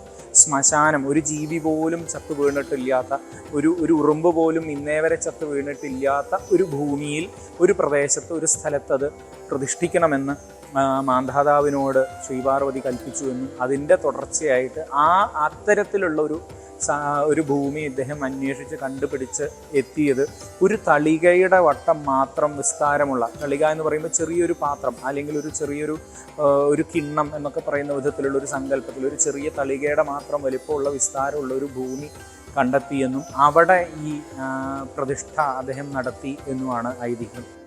മറ്റ് ശിവക്ഷേത്രങ്ങളിൽ നിന്ന് തളിപ്പറമ്പ് രാജരാജേശ്വര ക്ഷേത്രത്തെ വ്യത്യസ്തമാക്കുന്ന നിരവധി ആചാരങ്ങളുണ്ട്. അതിലൊന്ന് സ്ത്രീകളുടെ പ്രവേശനവുമായി ബന്ധപ്പെട്ടതാണ്. സ്ത്രീകൾക്ക് രാത്രിയിലെ അത്താഴ പൂജയ്ക്ക് ശേഷം മാത്രമേ ശ്രീകോവിലിൽ പ്രവേശിക്കാൻ അനുവാദമുള്ളൂ. പകൽ സമയത്ത് രാജരാജേശ്വരൻ രാജ്യകാര്യങ്ങളിൽ വ്യാപൃതനാണെന്നും രാത്രിയിൽ പാർവതി ദേവിയോടൊപ്പം ആനന്ദചിത്തനായി കാണപ്പെടുന്നു എന്നുമുള്ള വിശ്വാസമാണ് ഈ ആചാരത്തിന് പിന്നിൽ. പ്രതിഷ്ഠാരീതിയിലും ഈ വ്യത്യാസം കാണാം. മറ്റ് ശിവക്ഷേത്രങ്ങളിൽ സാധാരണയായി ഉപയോഗിക്കുന്ന കൂവളത്തിലയ്ക്ക് പകരം ഇവിടെ തുളസി ഉപയോഗിച്ചാണ് അർച്ചന നടത്തുന്നത്. ഇത് വിഷ്ണുവുമായി ബന്ധപ്പെട്ട ആചാരങ്ങൾ പാലിക്കുന്നതിന്റെ സൂചനയാണ്. കൂടാതെ നിവേദ്യങ്ങളിലും പൂജകളിലും ചില വ്യതിരിക്തമായ ആചാരങ്ങളുണ്ട്. ശിവരാത്രി, പ്രദോഷം തുടങ്ങിയ ശിവനുമായി ബന്ധപ്പെട്ട ദിവസങ്ങൾക്കിവിടെ പ്രത്യേക പ്രാധാന്യമില്ല. മലർ നിവേദ്യവും ശംഖധ്വനിയും പതിവില്ല. അഭിഷേക സമയത്ത് മാത്രമേ ശിവലിംഗം നേരിട്ട് കാണാൻ കഴിയൂ. അല്ലാത്ത സമയത്ത് അത് സ്വർണ്ണഗോളകയാൽ മൂടപ്പെട്ടിരിക്കും. ക്ഷേത്രത്തിന്റെ ഘടനയിലും ഈ പ്രത്യേകതകൾ പ്രതിഫലിക്കുന്നു. സാധാരണ ക്ഷേത്രങ്ങളിലേതുപോലെ ഇവിടെ കൊടിമരമില്ല, കൊടിയേറിയ ഉത്സവങ്ങളുമില്ല. വഴിപാടുകളുടെ കാര്യത്തിലും വ്യത്യാസങ്ങളുണ്ട്. നെയ്യമൃത്, പൊന്നിൻകുടം, വെള്ളിക്കുടം, യാമ നമസ്കാരം, അശ്വമേധ നമസ്കാരം എന്നിവയാണ് പ്രധാനപ്പെട്ട വഴിപാടുകൾ. ഇവിടുത്തെ സങ്കല്പം പോലും നമ്മൾ സൂചിപ്പിച്ചതുപോലെ ത്രിമൂർത്തി അതീതമായിട്ടുള്ളൊരു ഭാവമാണ് എന്നതുകൊണ്ട് തന്നെ കേവലം ശിവരൂപത്തിൽ ആരാധിക്കപ്പെടുന്നു എന്നുള്ളത് മാത്രമേ ഉള്ളൂ. ബാക്കിയുള്ള ശിവൻ്റേതായിട്ടുള്ള നമ്മളൊരു ശിവക്ഷേത്രത്തിൽ ചെല്ലുമ്പോൾ കാണുന്ന പ്രത്യേകതകളോ ശിവക്ഷേത്രത്തിൻ്റേതായിട്ടുള്ള ചടങ്ങുകളോ അനുഷ്ഠാനങ്ങളോ സമ്പ്രദായങ്ങൾക്കോ അല്ല അവിടെ പ്രാധാന്യം. അതിനപ്പുറമുള്ള കുറേ വൈശേഷികമായിട്ടുള്ള ആചരണങ്ങളും പദ്ധതികളും ഇവിടെ ഉണ്ട്. തുളസിയാണ് പ്രധാനമായിട്ട് ആരാധനയ്ക്ക് ഉപയോഗിക്കുന്ന പ്രധാനമായിട്ടുള്ള പുഷ്പം. സ്വതവേ ശിവക്ഷേത്രങ്ങളിൽ വില്വപത്രം അഥവാ കൂവളത്തിൻ്റെ ഇലയാണ് പ്രധാനമായിട്ടുള്ളൊരു ആരാധന പുഷ്പമായിട്ട് ഉപയോഗിക്കാറുള്ളത്. പക്ഷേ ഇവിടെ വില്വപത്രം ഇവിടെ പ്രവേശിപ്പിക്കുക പോലുമില്ല. പകരം പൂർണ്ണമായിട്ടും തുളസി, വിഷ്ണുവിന് പ്രാധാന്യമുള്ള തുളസി കൊണ്ട് ആരാധിക്കുന്ന ഒരു സമ്പ്രദായത്തെ ഇവിടെ വലിയൊരു പ്രത്യേകതയായിട്ട് നമുക്ക് കാണാൻ സാധിക്കും. അതേപോലെ തന്നെ ഇവിടുത്തെ നിത്യ ആരാധനയിൽ ധാരകൾക്കോ അതുപോലെ പ്രദോഷം മുതലായിട്ടുള്ള ശൈവ പ്രാധാന്യമായിട്ടുള്ള ചടങ്ങുകൾക്കോ ഒന്നുമല്ല പ്രാധാന്യം. അതിനപ്പുറമുള്ള ഒരു സങ്കല്പം എന്ന് പറഞ്ഞത് അതുകൊണ്ടാണ്. ത്രിമൂർത്തി അതീതമായിട്ടുള്ള ശിവഭാവത്തെയാണ് അല്ലെങ്കിൽ ശിവരൂപത്തിലുള്ള ഒരു കൽപ്പനയായിട്ടാണ് രാജരാജേശ്വരൻ എന്ന് പറയുന്ന ഒരു സങ്കല്പത്തെ ഇവിടെ സമ്മേളിപ്പിച്ചിട്ടുള്ളത്. കേരളത്തിലെ തന്നെ പൗരാണിക പ്രശസ്തി കൊണ്ടും അതിൻ്റെ ഒരു പഴക്കം കൊണ്ടും ഐതിഹ്യപരമായിട്ടുള്ള കാര്യങ്ങളെ കൊണ്ടും ഒക്കെ ഒരുപാട് പഴക്കമുള്ള ഒരുപാട് സങ്കല്പങ്ങൾ ഉള്ള ഒരു ക്ഷേത്രമാണ്. കേരളത്തിലെ ഏറ്റവും പ്രാചീനമായ ക്ഷേത്രങ്ങളുടെ ഒരു ലിസ്റ്റ് എടുത്താൽ അതിൽ പ്രഥമഗണനീയമായിട്ടുള്ള ഒരു ക്ഷേത്രം, ഒരു സങ്കേതം ഈ രാജരാജേശ്വര ക്ഷേത്രമാണ്. ക്ഷേത്രത്തിൽ ശ്രീപാർവതി, ദക്ഷിണാമൂർത്തി, പരശുരാമൻ, നന്ദി, യക്ഷി, ശാസ്താവ് തുടങ്ങിയ നിരവധി ഉപദേവതകൾക്കും സന്നിധിയുണ്ട്. അതുപോലെ സമീപമുള്ള ചെറുകുന്ന് അന്നപൂർണേശ്വരി ക്ഷേത്രത്തിലെ ദേവിയുടെ സാന്നിധ്യവും ഇവിടെ സങ്കല്പിക്കപ്പെടുന്നു. തളിപ്പറമ്പ് രാജരാജേശ്വര ക്ഷേത്രം, തൃച്ചംബരം ശ്രീകൃഷ്ണ ക്ഷേത്രം, കാഞ്ഞിരങ്ങാട് വൈദ്യനാഥ ക്ഷേത്രം എന്നിവ ചേർന്നാണ് പ്രശസ്തമായ ത്രേതാഗ്നികൾ രൂപപ്പെടുന്നത്. സൽസന്താനത്തിനായി ഗർഭിണികൾ ഒരേ ദിവസം ഈ 3 ക്ഷേത്രങ്ങളിലും ദർശനം നടത്തുന്നത് പതിവാണ്. തളിപ്പറമ്പ് ക്ഷേത്രത്തിന് ലക്ഷ്മിപുരം എന്ന പേര് ലഭിച്ചതിനു പിന്നിൽ കൗതുകകരമായൊരു കഥയുണ്ട്. ഒരു ശിവരാത്രി ദിനത്തിൽ ലക്ഷ്മി ദേവി ശിവനെ കാണാൻ ക്ഷേത്രത്തിലെത്തിയപ്പോൾ അവിടെ വിഷ്ണുവിന്റെ സാന്നിധ്യം അനുഭവപ്പെട്ടു. ശിവൻ തന്നെയാണ് വിഷ്ണുവിന്റെ ക്ഷേത്രത്തിൽ അവിടെ ഉള്ളതെന്ന് തിരിച്ചറിഞ്ഞ ലക്ഷ്മി പുറത്തേക്ക് പോകാൻ ശ്രമിച്ചപ്പോൾ ഭഗവാൻ തടഞ്ഞു. ഈ ക്ഷേത്രത്തിൽ ലക്ഷ്മി സാന്നിധ്യം എന്നും നിലനിൽക്കണമെന്നായിരുന്നു ഭഗവാന്റെ ആഗ്രഹം. അതിനുശേഷം ഈ ക്ഷേത്രം ലക്ഷ്മിപുരം എന്നും അറിയപ്പെട്ടു. ദക്ഷയാഗത്തിന് ശേഷം സതീദേവിയുടെ ശരീരഭാഗങ്ങൾ ഭൂമിയിൽ വീണു എന്ന ഐതിഹ്യം അനുസരിച്ച് തല വീണത് തളിപ്പറമ്പിലാണെന്നും യോനി മണ്ഡലം വീണത് ചെങ്ങന്നൂരിലാണെന്നും മറ്റൊരൈതിഹ്യം. അതുകൊണ്ടാണ് ചെങ്ങന്നൂരിൽ ഇന്നും തൃപ്പൂത്ത് എന്ന അപൂർവ ചടങ്ങ് നടക്കുന്നത്. അവിടെ ദർശനം നടത്തുന്നവർ തളിപ്പറമ്പ് രാജരാജേശ്വരനെ സ്മരിച്ചു തൊഴുന്നത് പതിവാണ്. ഈ ക്ഷേത്രം ഒരിക്കൽ രാജകീയ ഭരണാധികാരത്തിന്റെ പ്രതീകവുമായിരുന്നു. കോഴിക്കോട് സാമൂതിരിയും തിരുവിതാംകൂർ രാജാക്കന്മാരും അരിയിട്ട് വാഴ്ചയ്ക്ക് മുൻപ് ആനയെ ക്ഷേത്രനടയിൽ ഇരുത്തി തൊഴുന്നത് പതിവായിരുന്നു. അതിലൂടെ രാജരാജേശ്വര ക്ഷേത്രം ദൈവിക വിശ്വാസത്തിന് പുറമെ രാജകീയ അധികാരത്തിന്റെയും ഭരണം ആരംഭിക്കുന്നതിനു മുൻപുള്ള ആത്മീയ അംഗീകാരത്തിന്റെയും പ്രതീകമായി മാറി. തളിപ്പറമ്പ് രാജരാജേശ്വര ക്ഷേത്രം ഒരു ആരാധനാലയം മാത്രമല്ല, ഐതിഹ്യങ്ങളുടെ മണ്ണിൽ വളർന്ന വ്യത്യസ്തമായ ആചാരങ്ങളാൽ സമ്പന്നമായ ചരിത്രത്തിന്റെ ഭാരവും സാംസ്കാരിക പൈതൃകത്തിന്റെ പ്രതാപവും നിറഞ്ഞ ക്ഷേത്രമാണ്. ഇന്നും അത് ഭക്തജനങ്ങളെ വിസ്മയിപ്പിക്കുന്നു. വിശ്വാസം, ഭക്തി, ആത്മീയത, സാംസ്കാരിക പൈതൃകം എല്ലാം കൂടി ചേർന്നാണ് തളിപ്പറമ്പ് രാജരാജേശ്വര ക്ഷേത്രം കേരളത്തിന്റെ ഭക്തിസാന്ദ്രമായ ഹൃദയമിടിപ്പായി നിലകൊള്ളുന്നത്.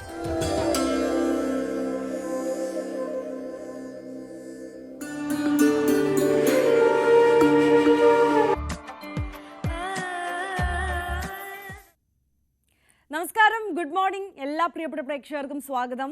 രാവിലെയിലേക്ക് നമ്മളൊരു പുതിയ വാർത്താ ദിനം ഇവിടെ ആരംഭിക്കുകയാണ്. എല്ലാ പ്രേക്ഷകർക്കും നല്ലൊരു ദിവസം ആശംസിച്ചുകൊണ്ട് നമ്മൾ തുടങ്ങുകയാണ്. നമുക്കറിയാം, ഓണാഘോഷങ്ങളെല്ലാം അതിൻ്റെ ഏറ്റവും അവസാനത്തിലേക്ക് എത്തി നിൽക്കുകയാണ്. ഔപചാരികമായി നോക്കിയാൽ ആറന്മുള ഉത്രട്ടാതി ജലമേളയോട് കൂടിയിട്ടാണ് ഈ ഓണാഘോഷങ്ങളുടെ ഒരു ഔപചാരിക സമാപനം എന്ന് പറയുന്നത്. അപ്പോൾ ഇന്നാണ് ഉത്രട്ടാതി ജലമേള ആറന്മുളയിൽ നടക്കാൻ പോകുന്നത്. അതേസമയം തന്നെ സംസ്ഥാന സർക്കാരിൻ്റെ ഔദ്യോഗിക ഓണാഘോഷ വാരാഘോഷത്തിൻ്റെ സമാപനവും ഇന്നാണ് നടക്കാൻ പോകുന്നത്. അതുകൊണ്ട് തന്നെ തിരുവനന്തപുരം ജില്ലയിലും പത്തനംതിട്ട ജില്ലയിലും ഇന്ന് പ്രാദേശിക അവധികൾ പ്രഖ്യാപിച്ചിരിക്കുകയാണ്. സ്കൂളുകൾക്കും സർക്കാർ ഓഫീസുകൾക്കുമെല്ലാം ഈ അവധി ബാധകമാണ്. തിരുവനന്തപുരം ജില്ലയിൽ മാത്രം സർക്കാർ ഓഫീസുകൾക്ക് ഉച്ചവരെ പ്രവർത്തന സമയം ഉണ്ട്.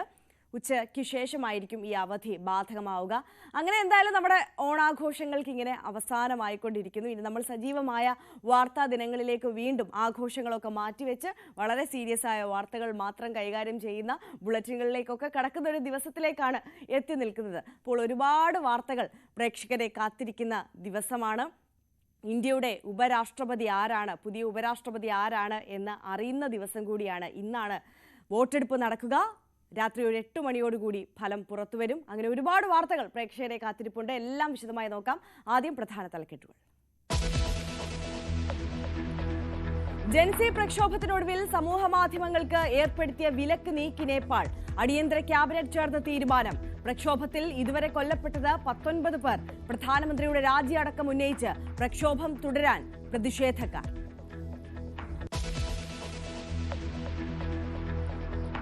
രാജ്യത്തിന്റെ പുതിയ ഉപരാഷ്ട്രപതി ആരെന്ന് ഇന്നറിയാം. NDA സ്ഥാനാർത്ഥി CP രാധാകൃഷ്ണനും പ്രതിപക്ഷത്തു നിന്ന് സുപ്രീം കോടതി മുൻ ജഡ്ജി B സുദർശൻ റെഡ്ഡിയും മത്സരരംഗത്ത്. വൈകിട്ടോടെ ഫലമറിയാം. അംഗബലം അനുസരിച്ച് NDA സ്ഥാനാർത്ഥിക്ക് ജയമുറപ്പ്.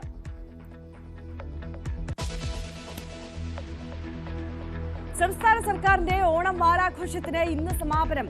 ഘോഷയാത്ര ഫ്ളാഗ് ഓഫ് ചെയ്യാൻ ഗവർണർ. ഘോഷയാത്ര വർണ്ണാഭമാക്കാൻ 59 ഫ്ലോട്ടുകളും 91 കലാരൂപങ്ങളും. തിരുവനന്തപുരം നഗരസഭാ പരിധിയിൽ ഇന്ന് പ്രാദേശിക അവധി. ആറന്മുളയിൽ ഇന്ന് ഉത്രട്ടാതി ജലമേള.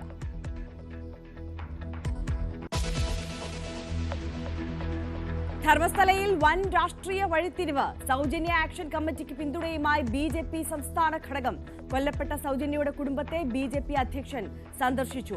കേസിൽ പുനരന്വേഷണത്തിന് നിയമസഹായം നൽകുമെന്ന് BJP.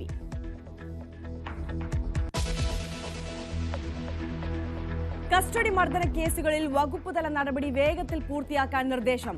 ദക്ഷിണ ഉത്തരമേഖല IG-മാർക്ക് DGP നിർദ്ദേശം നൽകി. കുന്നംകുളം PT മർദ്ദനത്തിൽ ഉൾപ്പെട്ട ഉദ്യോഗസ്ഥർക്കെതിരെ കാരണം കാണിക്കൽ നോട്ടീസ്.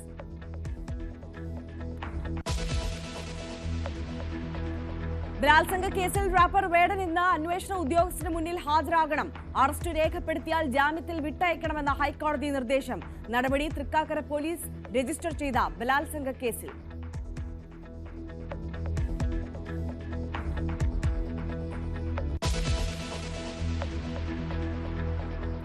വിശദമായി നോക്കാം നമുക്ക് ഓരോ വാർത്തകളും. നേപ്പാളിലേക്കാണ് ആദ്യം പോകുന്നത്. നേപ്പാളിൽ സാമൂഹ്യ മാധ്യമങ്ങൾക്ക് ഏർപ്പെടുത്തിയ വിലക്ക് നീക്കി. ജൻസി പ്രക്ഷോഭം ആളിപ്പടർന്നതോടെയാണ് ഈ നടപടി. അടിയന്തര ക്യാബിനറ്റ് യോഗമാണ് തീരുമാനമെടുത്തത്. പ്രക്ഷോഭത്തിൽ നിന്ന് പിന്മാറണമെന്ന യുവാക്കളോട് നേപ്പാൾ വാർത്താ വിതരണ മന്ത്രി അഭ്യർത്ഥിച്ചു. പ്രക്ഷോഭകർക്കെതിരായ പോലീസ് നടപടിയിൽ 19 പേർ കൊല്ലപ്പെടുകയും 300-ലധികം പേർക്ക് പരിക്കേൽക്കുകയും ചെയ്തിരുന്നു. രാജ്യസുരക്ഷയുടെ പേരിലാണ് 23 സമൂഹ മാധ്യമ സൈറ്റുകൾ പിൻവലിച്ചത്. അതേസമയം പ്രധാനമന്ത്രിയുടെ രാജി, അഴിമതികളിൽ അന്വേഷണം അടക്കമുള്ള ആവശ്യമുന്നയിച്ച് കാഠ്മണ്ഡുവിൽ പ്രക്ഷോഭം തുടരാനാണ് പ്രതിഷേധക്കാരുടെ തീരുമാനം.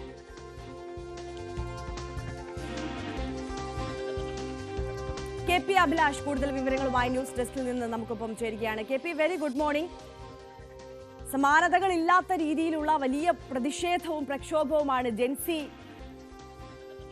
വിഭാഗത്തിന്റെ ഭാഗത്തു നിന്ന് നമ്മൾ കഴിഞ്ഞ ദിവസം കണ്ടത്. ഈ പ്രക്ഷോഭത്തിനൊടുവിൽ തീരുമാനം പിൻവലിക്കാൻ, ഈ സമൂഹ മാധ്യമ അക്കൗണ്ടുകൾ നിരോധിച്ച ഉള്ള തീരുമാനം പിൻവലിക്കാൻ സർക്കാർ തയ്യാറായെങ്കിലും അതിനപ്പുറം പ്രധാനമന്ത്രി രാജിവെക്കുന്നത് വരെ ഈ പ്രക്ഷോഭം തുടരാനാണ് ജൻസികളുടെ തീരുമാനം, അല്ലേ? Arya, good morning. ഒരുപക്ഷെ ജൻസി എന്ന പ്രയോഗം തന്നെ നമ്മൾ അടുത്ത കാലത്താണ് കേട്ടു തുടങ്ങിയത്. അതുകൊണ്ട് തന്നെ ആ വിഭാഗത്തിൽപ്പെടുന്നവരുടെ ലോകശ്രദ്ധയെ ആകർഷിച്ച ഒരു പ്രക്ഷോഭം തന്നെയാണ് നേപ്പാളിൽ നടന്നത് എന്ന് നമുക്ക് കൃത്യമായി പറയാൻ സാധിക്കും. ആ പ്രക്ഷോഭം ആളിപ്പടരുകയും ഒരുപക്ഷെ സർക്കാരിനോ ഭരണകൂടത്തിനോ ആ പ്രക്ഷോഭത്തെ നിയന്ത്രിക്കാൻ പറ്റാത്തൊരു സാഹചര്യത്തിലേക്ക് എത്തുകയും ചെയ്തതോടു കൂടിയാണ് നേപ്പാൾ സർക്കാർ നിർണായകമായി തീരുമാനം എടുത്തത്. നേരത്തെ സൂചിപ്പിച്ചതുപോലെ അടിയന്തരമായി മന്ത്രിസഭാ യോഗം ചേർന്നുകൊണ്ടാണ് സാമൂഹിക മാധ്യമങ്ങൾക്ക് ഏർപ്പെടുത്തിയ വിലക്ക് നേപ്പാൾ സർക്കാർ നീക്കിയത്. താൽക്കാലികമായിട്ടായിരുന്നു ഈ വിലക്ക് ഏർപ്പെടുത്തിയിരുന്നത് എങ്കിൽ പോലും ആ വിലക്കിന് എതിരെ ജൻസി വിഭാഗത്തിൽപ്പെട്ട യുവാക്കൾ ആയിട്ടുള്ള ആളുകൾ തെരുവിലേക്ക് ഇറങ്ങുകയും ആ ആ പ്രക്ഷോഭം അക്രമാസക്തമാവുകയും ചെയ്ത ഒരു പശ്ചാത്തലം ആണ് ഉണ്ടായിട്ടുള്ളത്. ഇന്നലെ വൈകിട്ടോടുകൂടിയാണ് അടിയന്തരമായ ക്യാബിനറ്റ് ചേർന്നുകൊണ്ട് ഇത്തരത്തിലൊരു നിർണായക തീരുമാനം കൈക്കൊണ്ടതായി വാർത്താ വിതരണ മന്ത്രി പൃഥ്വി ശുഭ ഗുരുങ്ങ വ്യക്തമാക്കുകയും ചെയ്തത്. അതോടൊപ്പം തന്നെ പ്രക്ഷോഭത്തിൽ നിന്ന് പിന്മാറണമെന്ന് യുവാക്കളോട് മന്ത്രി അഭ്യർത്ഥിക്കുകയും ചെയ്തിട്ടുണ്ട്. കഴിഞ്ഞ ദിവസം ആയിരുന്നു ഈ കലാപത്തിന് സമാനമായ ഒരു സാഹചര്യത്തിലേക്ക് ഈ പ്രക്ഷോഭം എത്തുകയും അങ്ങനെ 19 പേർ മരണപ്പെടുകയും 300-ലധികം ആളുകൾക്ക് പരിക്കേൽക്കുകയും ചെയ്തത്. ഇതേ തുടർന്ന് നേപ്പാളിലെ ആഭ്യന്തരമന്ത്രിയായിട്ടുള്ള രമേശ് ലേഖക് രാജിവെക്കുകയും ചെയ്ത പശ്ചാത്തലമുണ്ട്. ഇങ്ങനെ എല്ലാ അർത്ഥത്തിലും സർക്കാരിന് നിയന്ത്രിക്കാൻ പറ്റാത്ത ഒന്നായി ഈ പ്രക്ഷോഭം ആളിപ്പടർന്ന ഒരു സാഹചര്യത്തിൽ ആണ് ഇപ്പോൾ 26 സാമൂഹിക മാധ്യമങ്ങൾക്ക് ഏർപ്പെടുത്തിയിട്ടുള്ള താൽക്കാലികമായ വിലക്ക് നീക്കാൻ നേപ്പാൾ സർക്കാർ തയ്യാറായത്. നേരത്തെ കഴിഞ്ഞ വെള്ളിയാഴ്ചയോട് കൂടിയാണ്, അതായത് ഈ സാമൂഹ്യ മാധ്യമങ്ങൾക്ക് ഏർപ്പെടുത്തിയ താൽക്കാലിക വിലക്കിനെ തുടർന്ന് ഒരു പ്രക്ഷോഭം ആരംഭിച്ചത്. തുടക്കത്തിൽ അത് ഒരു ചെറിയ പ്രക്ഷോഭം ആയിരുന്നു. ഏതാനും യുവാക്കളുടെ ഒരു കൂട്ടായ്മ രൂപപ്പെടുകയും ആ കൂട്ടായ്മ പ്രതിഷേധവുമായി തെരുവിലേക്ക് ഇറങ്ങുകയുമാണ് ചെയ്തത്. എന്നാൽ വളരെ പെട്ടെന്ന് ആ കൂട്ടായ്മയുടെ അംഗബലം വർദ്ധിച്ചു എന്ന് മാത്രവുമല്ല, 10,000-കണക്കിന് ജൻസി വിഭാഗത്തിൽപ്പെട്ട യുവാക്കൾ തെരുവിലേക്ക് ഇറങ്ങിയും സർക്കാർ വിരുദ്ധ മുദ്രാവാക്യങ്ങളും ബാനറുകളും ഫ്ലെക്സുകളുമായി തലസ്ഥാനമായി കാഠ്മണ്ഡുവിൽ അടക്കം നിലയുറപ്പിക്കുകയും ചെയ്തു. ഒപ്പം പാർലമെന്റ് മന്ദിരം അതീവ സുരക്ഷാ പ്രാധാന്യമുള്ള മേഖലകളിലേക്ക് അടക്കം ഈ പ്രതിഷേധക്കാർ ഇരച്ചെത്തുകയും അവിടെ അക്രമം അഴിച്ചുപിടിക്കുകയും തീയിടുകയും ഒക്കെ ചെയ്ത പശ്ചാത്തലം ഉണ്ടായി. നിരവധി വാഹനങ്ങൾ അടക്കം അഗ്നിക്ക് ഇരയാക്കിയ ഒരു പശ്ചാത്തലമൊക്കെ ഉണ്ടായി. മാത്രവുമല്ല, ഈ പ്രതിഷേധത്തെ അടിച്ചമർത്താൻ സൈന്യത്തെ അടക്കം ഉപയോഗിച്ചു എങ്കിൽ പോലും പ്രക്ഷോഭകാരികൾ പിന്തിരിഞ്ഞു പോകാത്ത ഒരു സാഹചര്യം ആണ് ഉണ്ടായത്. ഇങ്ങനെ എല്ലാ അർത്ഥത്തിലും സർക്കാരിന് നിയന്ത്രിക്കാൻ പറ്റാത്ത ഒന്നായി പ്രക്ഷോഭം മാറുന്ന സാഹചര്യം ആണ് ഉണ്ടായത്. ഇതിൽ എടുത്തു പറയേണ്ടത്, ഇങ്ങനെ ഒരു കടുത്ത തീരുമാനത്തിലേക്ക്, അതായത് 26 സാമൂഹ്യ മാധ്യമങ്ങളെ വിലക്കേണ്ട കടുത്ത തീരുമാനത്തിലേക്ക് നേപ്പാൾ സർക്കാർ എത്തിയത് അവിടുത്തെ സുപ്രീം കോടതിയുടെ ഉത്തരവിൻ്റെ പശ്ചാത്തലത്തിൽ ആണ്. അതായത് രാജ്യസുരക്ഷയെ അടക്കം ബാധിക്കുന്ന തരത്തിലുള്ള പല പ്രവർത്തനങ്ങളും സമൂഹ മാധ്യമങ്ങൾ വഴി നടക്കുന്നു എന്ന് കണ്ടെത്തുകയും അതേ തുടർന്ന് കോടതി തന്നെ ആണ് സർക്കാരിനോട് ഇതുമായി ബന്ധപ്പെട്ട നിർദ്ദേശം നൽകുകയും ചെയ്തത്. അതായത് രാജ്യത്ത് പ്രവർത്തിക്കുന്ന, നേപ്പാളിൽ പ്രവർത്തിക്കുന്ന സാമൂഹിക മാധ്യമങ്ങൾക്ക് ചില നിയന്ത്രണങ്ങൾ ഏർപ്പെടുത്തുക, അതിന് ചില മോണിറ്ററിംഗ് സംവിധാനങ്ങൾ ഏർപ്പെടുത്തണമെന്ന നിർദ്ദേശമാണ് സുപ്രീം കോടതി മുന്നോട്ട് വെച്ചത്. ഇതിന്റെ അടിസ്ഥാനത്തിലായിരുന്നു നേപ്പാൾ സർക്കാർ രാജ്യത്ത് പ്രവർത്തിക്കുന്ന സാമൂഹിക മാധ്യമങ്ങൾ രാജ്യസുരക്ഷയുടെ പേരിൽ ആണ് ഈ നിരോധനം നിലവിൽ ഏർപ്പെടുത്തിയത് എങ്കിൽ പോലും ഈ ജൻസി വിഭാഗം പറയുന്ന ഒരു വിഷയമുണ്ടല്ലോ, അതായത് ഈ സർക്കാരിനെതിരായിട്ടുള്ള കടുത്ത അഴിമതി ആരോപണങ്ങൾ സജീവമായി സമൂഹ മാധ്യമങ്ങളിൽ ചർച്ചയാകുന്നുണ്ടായിരുന്നു. അതിന് ഒരു തടയിടുക എന്നുള്ള കുബുദ്ധി കൂടി ഇതിന് പിന്നിൽ പ്രവർത്തിച്ചു എന്ന തരത്തിലുള്ള ചില വിമർശനങ്ങളും ചർച്ചകളും ഒക്കെയും ഈ ജൻസി വിഭാഗത്തിന്റെ ഇടയിൽ നടക്കുന്നുണ്ടല്ലോ. തീർച്ചയായും ആര്യ പറഞ്ഞതുപോലെ തന്നെ കഴിഞ്ഞ ഏതാനും നാളുകളായി നേപ്പാളിൽ യുവാക്കൾ ആയിട്ടുള്ളവർ അസ്വസ്ഥരാണ്. പ്രത്യേകിച്ച് സാമ്പത്തിക അസ്ഥിരത രാജ്യത്തെ വലിയൊരു വിഭാഗം ആളുകളെ അതൃപ്തിപ്പെടുത്തുന്നുണ്ട് എന്ന് മാത്രവുമല്ല, യുവാക്കൾക്ക് ഉൾപ്പെടെ കൃത്യമായ തൊഴിലിടങ്ങൾ ലഭ്യമാകാത്ത ഒരു സാഹചര്യം ആണ് നേപ്പാളിൽ ഉള്ളത് എന്നതാണ് അവിടുത്തെ പ്രതിസന്ധിക്ക് പ്രധാനപ്പെട്ട കാരണം. ഇത്തരം പ്രതിസന്ധി നിലനിൽക്കുമ്പോൾ തന്നെ ഇപ്പോൾ KP ശർമ്മ ഒലി നേതൃത്വം നൽകുന്ന സർക്കാർ അവിടെ വലിയ തോതിലുള്ള അഴിമതിയാണ് നടത്തിക്കൊണ്ടിരിക്കുന്നത് എന്ന വിമർശനവും യുവാക്കൾക്ക് ഇടയിൽ നിന്ന് ഉയരുന്ന പശ്ചാത്തലമുണ്ട്. ഈ സാമ്പത്തിക അസ്ഥിരത, തൊഴിലില്ലായ്മ ഉൾപ്പെടെയുള്ള പ്രശ്നങ്ങൾ നേരത്തെ തന്നെ നേപ്പാളിൽ വലിയ തോതിൽ ചർച്ചയാകപ്പെട്ട സാഹചര്യം ആണ് ഉള്ളത്. ഈ ചർച്ചകളെ ആളിപ്പടർത്തുന്ന തരത്തിൽ ഉള്ള സോഷ്യൽ മീഡിയ ഇൻഫ്ലുവൻസർമാർ നേപ്പാളിൽ ധാരാളമായിട്ടുണ്ട്. അതായത് യൂട്യൂബ്, ഫേസ്ബുക്ക്, ഇൻസ്റ്റാഗ്രാം പോലെയുള്ള സാമൂഹിക മാധ്യമങ്ങൾ വഴി സർക്കാരിന് എതിരായ പ്രതിഷേധങ്ങളും വിമർശനങ്ങളും ഒക്കെ ഉയർത്തിക്കൊണ്ടുവരുന്ന നിരവധിയായ ആളുകൾ നേപ്പാളിൽ ഉണ്ട്. യൂട്യൂബർമാർ, ഇൻഫ്ലുവൻസർമാർ ഉണ്ട്. ഇവരൊക്കെ സർക്കാരിനെതിരായ അഴിമതിയുമായി ബന്ധപ്പെട്ട വിഷയങ്ങൾ, രാജ്യം നേരിടുന്ന പ്രതിസന്ധിയുമായി ബന്ധപ്പെട്ട വിഷയങ്ങൾ ഒക്കെ ഉയർത്തിക്കൊണ്ടുവരികയും ചെയ്യാറുണ്ട്. ഇങ്ങനെ വലിയ പ്രതിഷേധങ്ങൾ ഈ സോഷ്യൽ മീഡിയ പ്ലാറ്റ്ഫോമുകളിൽ നടക്കുന്നതിന് ഇടയിലായിരുന്നു വളരെ പ്രധാനപ്പെട്ട തീരുമാനം സർക്കാരിൻ്റെ ഭാഗത്ത് നിന്ന് ഉണ്ടായിട്ടുള്ളത്. പക്ഷേ സർക്കാർ ഇതിൽ നൽകുന്ന വിശദീകരണം എന്നത് സുപ്രീം കോടതിയുടെ നിർദ്ദേശപ്രകാരമാണ് ഈ സാമൂഹിക മാധ്യമങ്ങൾക്ക് നിർദ്ദേശം നൽകിയത്. വിലക്കുക എന്നത് സർക്കാരിൻ്റെ ലക്ഷ്യമായിരുന്നില്ല എന്ന് സർക്കാർ വ്യക്തമാക്കുന്നുണ്ട്. മാത്രവുമല്ല വിലക്കിയ നടപടിയെ ഒരു തരത്തിലും തിരുത്തേണ്ട ഒന്നായി കണക്കാക്കുന്നില്ല എന്ന് തന്നെയാണ് പ്രധാനമന്ത്രി പറയുന്നത്. കാരണം രാജ്യസുരക്ഷയെ ബാധിക്കുന്ന തരത്തിലാണ് ഇപ്പോൾ സമൂഹ മാധ്യമങ്ങളടക്കം പ്രവർത്തിക്കുന്നത്. അവിടെ പ്രവർത്തിക്കുന്ന സാമൂഹിക മാധ്യമങ്ങൾ നേപ്പാൾ സർക്കാരുമായി ബന്ധപ്പെട്ട മന്ത്രാലയത്തിന് കീഴിൽ രജിസ്റ്റർ ചെയ്യണം എന്ന ഒരു നിബന്ധനയാണ് മുന്നോട്ട് വെച്ചിട്ടുള്ളത്. ആ നിബന്ധന പാലിക്കുന്ന എല്ലാ സാമൂഹിക മാധ്യമങ്ങൾക്കും, അത് ഫേസ്ബുക്ക് ആണെങ്കിലും യൂട്യൂബ് ആണെങ്കിലും ഇൻസ്റ്റാഗ്രാം പോലെയുള്ള സാമൂഹിക മാധ്യമങ്ങളാണെങ്കിലും അവയ്ക്ക് പ്രവർത്തിക്കാൻ ഒരു തടസ്സവുമില്ല എന്നാണ് നേപ്പാൾ സർക്കാർ വ്യക്തമാക്കുന്നത്. ടിക്ടോക്ക് ഉൾപ്പെടെയുള്ള സാമൂഹിക മാധ്യമങ്ങൾ ഇപ്രകാരം നേപ്പാൾ സർക്കാരിൻ്റെ നിർദ്ദേശം അനുസരിച്ച് രജിസ്റ്റർ ചെയ്യുകയും പ്രവർത്തിക്കുകയും ചെയ്യുന്നുണ്ട്. ഇതിലെടുത്തു പറയേണ്ടത് ഈ പ്രക്ഷോഭത്തിന് ആക്കം കൂട്ടിയത് അല്ലെങ്കിൽ പ്രക്ഷോഭകാരികളെ ഒരുമിപ്പിച്ച് നിർത്തിയത് നിലവിൽ നേപ്പാളിൽ ഈ അനുമതി ലഭിച്ച സോഷ്യൽ മീഡിയ പ്ലാറ്റ്ഫോം തന്നെയാണ് എന്നതാണ്. ഇത്തരം സോഷ്യൽ മീഡിയ പ്ലാറ്റ്ഫോമുകളിലൂടെ തന്നെയാണ് ജൻസികൾ ഒരുമിക്കുകയും അവർ കൂട്ടായ ഒരു പ്രതിഷേധത്തിലേക്ക് കടക്കുകയും ചെയ്തത്. പക്ഷേ 26 സാമൂഹിക മാധ്യമങ്ങൾ, യൂട്യൂബ് ഉൾപ്പെടെ ഫേസ്ബുക്ക് ഉൾപ്പെടെ ഈ നിർദ്ദേശം പാലിക്കാൻ തയ്യാറായില്ല. ഓഗസ്റ്റ് 28 മുതൽ സെപ്റ്റംബർ 4 വരെയുള്ള സമയം ആയിരുന്നു ഈ സാമൂഹിക മാധ്യമ പ്ലാറ്റ്ഫോമുകൾക്ക് സർക്കാരുമായി ബന്ധപ്പെട്ട രജിസ്ട്രേഷൻ സംവിധാനത്തിൽ രജിസ്റ്റർ ചെയ്യാനായി സമയം അനുവദിച്ചത്. ആ സമയത്തിന് ശേഷവും രജിസ്റ്റർ ചെയ്യാത്ത സാമൂഹിക മാധ്യമങ്ങൾക്ക് ആണ് താൽക്കാലികമായ വിലക്ക് ഏർപ്പെടുത്തിയത്.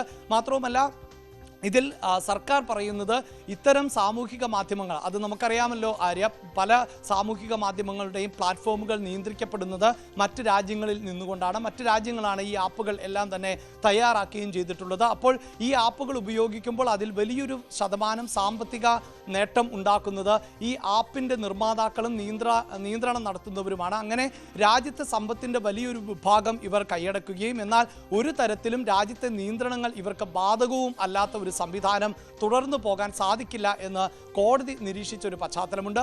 മാത്രവുമല്ല ഇപ്പോൾ നമ്മുടെ രാജ്യത്തേതുപോലെ തന്നെ ഇന്ത്യയിലേതുപോലെ തന്നെ ഈ സോഷ്യൽ മീഡിയ വഴി ഉണ്ടാകുന്ന പരാതികൾ വ്യാപകമാണ് നേപ്പാളിൽ. അങ്ങനെ ഉണ്ടാകുന്ന പരാതികൾ പരിഹരിക്കുന്നതിന് അവിടെ ഒരു സംവിധാനം ഇല്ല. അങ്ങനെ ഒരു സംവിധാനം ഏർപ്പെടുത്തണമെന്നും ആ സംവിധാനത്തിൻ്റെ ഭാഗമായി നേപ്പാൾ പൗരന്മാർ ഉൾപ്പെടുന്ന ഒരു സംഘം ഉണ്ടാകണമെന്ന നിർദ്ദേശവും സുപ്രീം കോടതി മുന്നോട്ട് വെച്ചിരുന്നു. ഇതിൻ്റെ അടിസ്ഥാനത്തിൽ കൂടിയാണ് ഈ വിലക്ക് ഏർപ്പെടുത്തിയത് എന്നുള്ളതാണ് നേപ്പാൾ സർക്കാരിൻ്റെ അവകാശവാദം. എന്തായാലും ഇതിൽ എടുത്തു പറയേണ്ടത് ആര്യ സൂചിപ്പിക്കുന്നത് പോലെ ജൻസി പ്രക്ഷോഭം എന്നത് കൈവിട്ടു പോകുന്ന സാഹചര്യമാണ് ഉള്ളത് എങ്കിൽ പോലും ഏതൊരു രാജ്യത്തിനും അവരുടെ ആഭ്യന്തര സുരക്ഷ എന്നത് പ്രധാനപ്പെട്ടതാണ്. എടുത്തു പറയേണ്ടത് നമ്മുടെ രാജ്യത്ത് അടക്കം പല സോഷ്യൽ മീഡിയ പ്ലാറ്റ്ഫോമുകളും നിരോധിച്ച സാഹചര്യമുണ്ട്. ഇപ്പോൾ നേപ്പാളിൽ പ്രവർത്തിക്കുന്ന അല്ലെങ്കിൽ അനുമതിയുള്ള ടിക്ടോക്ക് പോലെയുള്ള സോഷ്യൽ മീഡിയ പ്ലാറ്റ്ഫോമുകൾക്ക് നമ്മുടെ രാജ്യത്തും നിയന്ത്രണങ്ങൾ ഏർപ്പെടുത്തുകയും വിലക്ക് ഏർപ്പെടുത്തുകയും ഒക്കെ ചെയ്തിട്ടുണ്ട്. എന്തായാലും ഇവിടെ രണ്ട് തട്ടിൽ ആണ് ഇപ്പോൾ സർക്കാരും ജൻസികളും ഉള്ളത് എന്നുള്ളതാണ് എടുത്തു പറയേണ്ടത്. സർക്കാർ ഇപ്പോഴും ജൻസികളുടെ പ്രക്ഷോഭത്തെ അനുകൂലിക്കുന്നില്ല. നിലവിൽ പ്രക്ഷോഭം കൈവിട്ടു പോയ ഒരു സാഹചര്യം അല്ലെങ്കിൽ നിയന്ത്രിക്കാൻ പറ്റാത്ത ഒരു സാഹചര്യത്തിൽ മാത്രമാണ് ഈ താൽക്കാലികമായ വിലക്ക് എടുത്തു കളഞ്ഞിട്ടുള്ളത്. പക്ഷേ ഒരു കാര്യം എടുത്തു പറയേണ്ടതുണ്ട് KP അഭിലാഷ്. എന്തായാലും ജൻസി പ്രക്ഷോഭം അത് സർക്കാരിനെ വല്ലാതെ പിടിച്ചുലച്ചിട്ടുണ്ട്. നേരത്തെ തന്നെ തുലാസിലായിട്ടുള്ള സർക്കാരിനെ എന്തായാലും അത് താഴെ ഇറക്കാൻ തക്ക വിധത്തിലേക്ക് ഈ പ്രക്ഷോഭം ആളിപ്പടരുന്നുണ്ട് എന്നതല്ലേ സാഹചര്യം? എന്താണ് രാഷ്ട്രീയ സാഹചര്യം ഇപ്പോൾ? തീർച്ചയായും ആര്യ, നിലവിൽ ഈ വിലക്ക് പിൻവലിച്ചു എങ്കിൽ പോലും അതുകൊണ്ട് ജൻസികളുടെ പ്രക്ഷോഭം അവസാനിക്കുമോ എന്നത് നമുക്ക് ഇപ്പോൾ വിലയിരുത്താൻ സാധിക്കില്ല. അവിടെയാണ് ഞാൻ നേരത്തെ സൂചിപ്പിച്ചതുപോലെ തന്നെ ശർമ്മ ഒലിയുടെ സർക്കാരിന് എതിരെ വലിയ തോതിലുള്ള ജനവികാരം ഉണ്ട്. പ്രത്യേകിച്ച് യുവാക്കൾക്ക് ഇടയിൽ അവർക്ക് അവസരങ്ങൾ ലഭിക്കുന്നില്ല, അവർക്ക് രാജ്യത്ത് കൃത്യമായ പ്രാതിനിധ്യം ലഭിക്കുന്നില്ല, ഇടം ലഭിക്കുന്നില്ല. സാമ്പത്തിക അസ്ഥിരത വലിയൊരു വിഭാഗം യുവാക്കളെയും മാനസികമായി തളർത്തുന്നുണ്ട്. അവർക്ക് തൊഴിൽ അവസരങ്ങൾ സൃഷ്ടിക്കാൻ സാധിക്കുന്നില്ല. ഇങ്ങനെയൊക്കെയുള്ള വലിയ പരാതികൾ നിലനിൽക്കുന്നു. ഒപ്പം സർക്കാരിൻ്റെ അഴിമതി എന്നത് ഇതിനു മുമ്പ് ഏതൊരു കാലഘട്ടത്തെക്കാളും ഉയർന്നു നിൽക്കുന്ന ഒരു സാഹചര്യമാണുള്ളത്. അതിനെ ചോദ്യം ചെയ്യാൻ മുതിർന്ന തലമുറയിൽപ്പെട്ടവർ തയ്യാറാകുന്നില്ല എന്ന വിമർശനം കൂടിയാണ് യുവാക്കൾ ആയിട്ടുള്ളവർ ഉന്നയിക്കുന്നത്. പക്ഷേ ആര്യ, ഇതിൽ രണ്ട് കാര്യങ്ങൾ കൂടിയുണ്ട്. ഒരു ഭാഗത്ത് ഇതെല്ലാം പറയുമ്പോഴും സ്കൂൾ കുട്ടികൾ ഉൾപ്പെടെയുള്ളവർ യൂണിഫോം അണിഞ്ഞുകൊണ്ടാണ് ഈ പ്രതിഷേധത്തിൻ്റെ ഭാഗമാകുന്നത്. അങ്ങനെയുള്ള കുട്ടികൾ എത്രത്തോളം സർക്കാർ വിരുദ്ധതയെ ഉൾക്കൊണ്ടുകൊണ്ടാണ് തെരുവിലേക്ക് ഇറങ്ങിയിട്ടുള്ളത് എന്നത് നമുക്ക് ഈ ഘട്ടത്തിൽ പറയാൻ സാധിക്കില്ല. ഒരു പക്ഷേ പ്രായപൂർത്തിയായിട്ടുള്ള യുവാക്കൾ നേതാക്കൾ അവർ നടത്തുന്ന പ്രതിഷേധങ്ങൾ അത് അർത്ഥവത്തായ പ്രതിഷേധങ്ങൾ തന്നെയാണ്. അവർക്ക് സർക്കാർ വിരുദ്ധ പ്രതിഷേധങ്ങളുടെ ആഴം മനസ്സിലാക്കാൻ സാധിക്കും. പക്ഷേ സ്കൂൾ കുട്ടികൾ ഉൾപ്പെടെയുള്ളവർ തെരുവിലേക്ക് ഇറങ്ങുമ്പോൾ അത് സർക്കാരിനും ഭരണകൂടത്തിനും എതിരായ അവരുടെ പ്രവർത്തനങ്ങളിൽ ഉണ്ടാകുന്ന വൈകല്യങ്ങൾക്കെതിരായ പ്രതിഷേധം എന്ന് പൂർണ്ണമായി നമുക്ക് വിലയിരുത്താൻ സാധിക്കില്ല. ഒരുപക്ഷെ യുവതലമുറ എന്നത് സാമൂഹിക മാധ്യമങ്ങളെ അത്രമേൽ ഉപയോഗിക്കുന്ന, നമുക്ക് കുറച്ചുകൂടി പ്രേക്ഷകർക്ക് ബോധ്യപ്പെടാൻ മനസ്സിലാക്കാൻ പറയുന്നത് ഏതാണ്ട് ഇന്ത്യയുടേതിന് സമാനമായ സാമൂഹിക പശ്ചാത്തലവും ഭൂമിശാസ്ത്രപരമായ സാഹചര്യവും ബൗദ്ധിക തലവും ഒക്കെയുള്ള ജനതയാണ് നേപ്പാളിലേത് എന്നുള്ളതാണ്. നമുക്ക് നമ്മുടെ രാജ്യത്ത് തന്നെ ഒരു തലമുറ എത്രത്തോളം സമൂഹ മാധ്യമങ്ങളെ, ഡിജിറ്റൽ സംവിധാനങ്ങളെ പ്രയോജനപ്പെടുത്തുന്നുണ്ട് എന്നും അതിൽ നിന്ന് അവർക്ക് മാറി നിന്നുകൊണ്ട് ഒരു ദിവസം പോലും മുന്നോട്ട് പോവുക എന്നത് എത്രത്തോളം അസാധ്യമെന്നും മനസ്സിലാക്കാവുന്നതേയുള്ളൂ. അങ്ങനെ ഒരു പശ്ചാത്തലം തന്നെയാണ് നേപ്പാളിലും ഉരുത്തിരിഞ്ഞു വന്നത് എന്നുള്ളതാണ്. അതുകൊണ്ടാണ് സ്കൂൾ കുട്ടികൾ ഉൾപ്പെടെ ഉള്ളവർ പ്രതിഷേധവുമായി രംഗത്തേക്ക് എത്തിയത്. ഒരുപക്ഷെ ഈ വിഭാഗത്തിൽപ്പെടുന്നവർ അങ്ങനെ സർക്കാർ വിരുദ്ധതയാണോ അവരുടെ പ്രതിഷേധത്തിന് മുഖമുദ്രയാക്കിയത് എന്ന് പറയാൻ സാധിക്കില്ല. അവർ ഒരു പരിധിവരെയെങ്കിലും ഈ സമൂഹ മാധ്യമങ്ങൾ അവർ നിരന്തരം ഉപയോഗിച്ചുകൊണ്ടിരുന്ന, അവർ പ്രയോജനപ്പെടുത്തിക്കൊണ്ടിരുന്ന സോഷ്യൽ മീഡിയ പ്ലാറ്റ്ഫോമുകൾ ഇല്ലാതാവുക എന്നത് അവരെ വലിയ തോതിൽ ബാധിക്കുന്ന ഒന്നാണ്. അതുകൂടി നമുക്ക് ചേർത്ത് വെച്ചുകൊണ്ട് മാത്രമേ നേപ്പാളിൽ നിന്നുള്ള ഈ വിവരങ്ങൾ പ്രേക്ഷകരിലേക്ക് എത്തിക്കാൻ സാധിക്കൂ. ആര്യ, തീർച്ചയായും കെ പി അഭിലാഷാണ് വിശദാംശങ്ങളുമായി നമുക്കൊപ്പം ചേർന്ന്. മറ്റൊരു പ്രധാനപ്പെട്ട വാർത്തയിലേക്ക് കടന്നാൽ രാജ്യത്തിന്റെ പുതിയ ഉപരാഷ്ട്രപതി ആരെന്ന് ഇന്നറിയാം. NDA സ്ഥാനാർത്ഥിയായി CP രാധാകൃഷ്ണനും ഇന്ത്യ സഖ്യത്തിന്റെ സ്ഥാനാർത്ഥിയായി സുപ്രീം കോടതി മുൻ ജഡ്ജി B സുദർശൻ റെഡ്ഡിയുമാണ് മത്സര രംഗത്തുള്ളത്. വൈകിട്ട് വോട്ടെടുപ്പ് പൂർത്തിയായ ശേഷം വോട്ടെണ്ണലും നടക്കും. നിലവിലെ അംഗബലം അനുസരിച്ച് NDA സ്ഥാനാർത്ഥിക്ക് ജയം ഉറപ്പാണ്. ER രാഗേഷ് അല്പസമയത്തിനകം കൂടുതൽ വിവരങ്ങളുമായി നമുക്കൊപ്പം ചേരും. വൈകുന്നേരം 6 മണിയോടുകൂടി വോട്ടെടുപ്പ് പൂർത്തിയാകും. അതിനുശേഷമായിരിക്കും വോട്ടെണ്ണൽ നടക്കുക. രാത്രി 8 മണിയോടുകൂടി ഇന്ത്യയുടെ പുതിയ ഉപരാഷ്ട്രപതി ആര് എന്നുള്ളത് നമുക്ക് അറിയാൻ സാധിക്കും എന്നുള്ളതാണ്. NDAയുടെ സ്ഥാനാർത്ഥിയായി CP രാധാകൃഷ്ണനും അതേസമയം ഇന്ത്യ സഖ്യത്തിന്റെ സ്ഥാനാർത്ഥിയായി സുപ്രീം കോടതി മുൻ ജഡ്ജി B സുദർശൻ റെഡ്ഡിയുമാണ് മത്സര രംഗത്തുള്ളത്. ER രാഗേഷ് കൂടുതൽ വിവരങ്ങളുമായി നമുക്കൊപ്പം ചേരുകയാണ്. ER, കണക്കിന്റെ കളികൾ വെച്ച് നോക്കുമ്പോൾ ആത്മവിശ്വാസം NDA സഖ്യത്തിന് ഉറപ്പായും ഉണ്ട്. പക്ഷെ അതിനപ്പുറം പ്രതിപക്ഷത്തിന്റെ ഐക്യവും കരുത്തും ഒക്കെ തെളിയിക്കാൻ പറ്റിയ ഒരു അവസരമായി ഈ തെരഞ്ഞെടുപ്പിനെ ഇന്ത്യ സഖ്യവും കണക്കാക്കുന്നുണ്ട് അല്ലേ?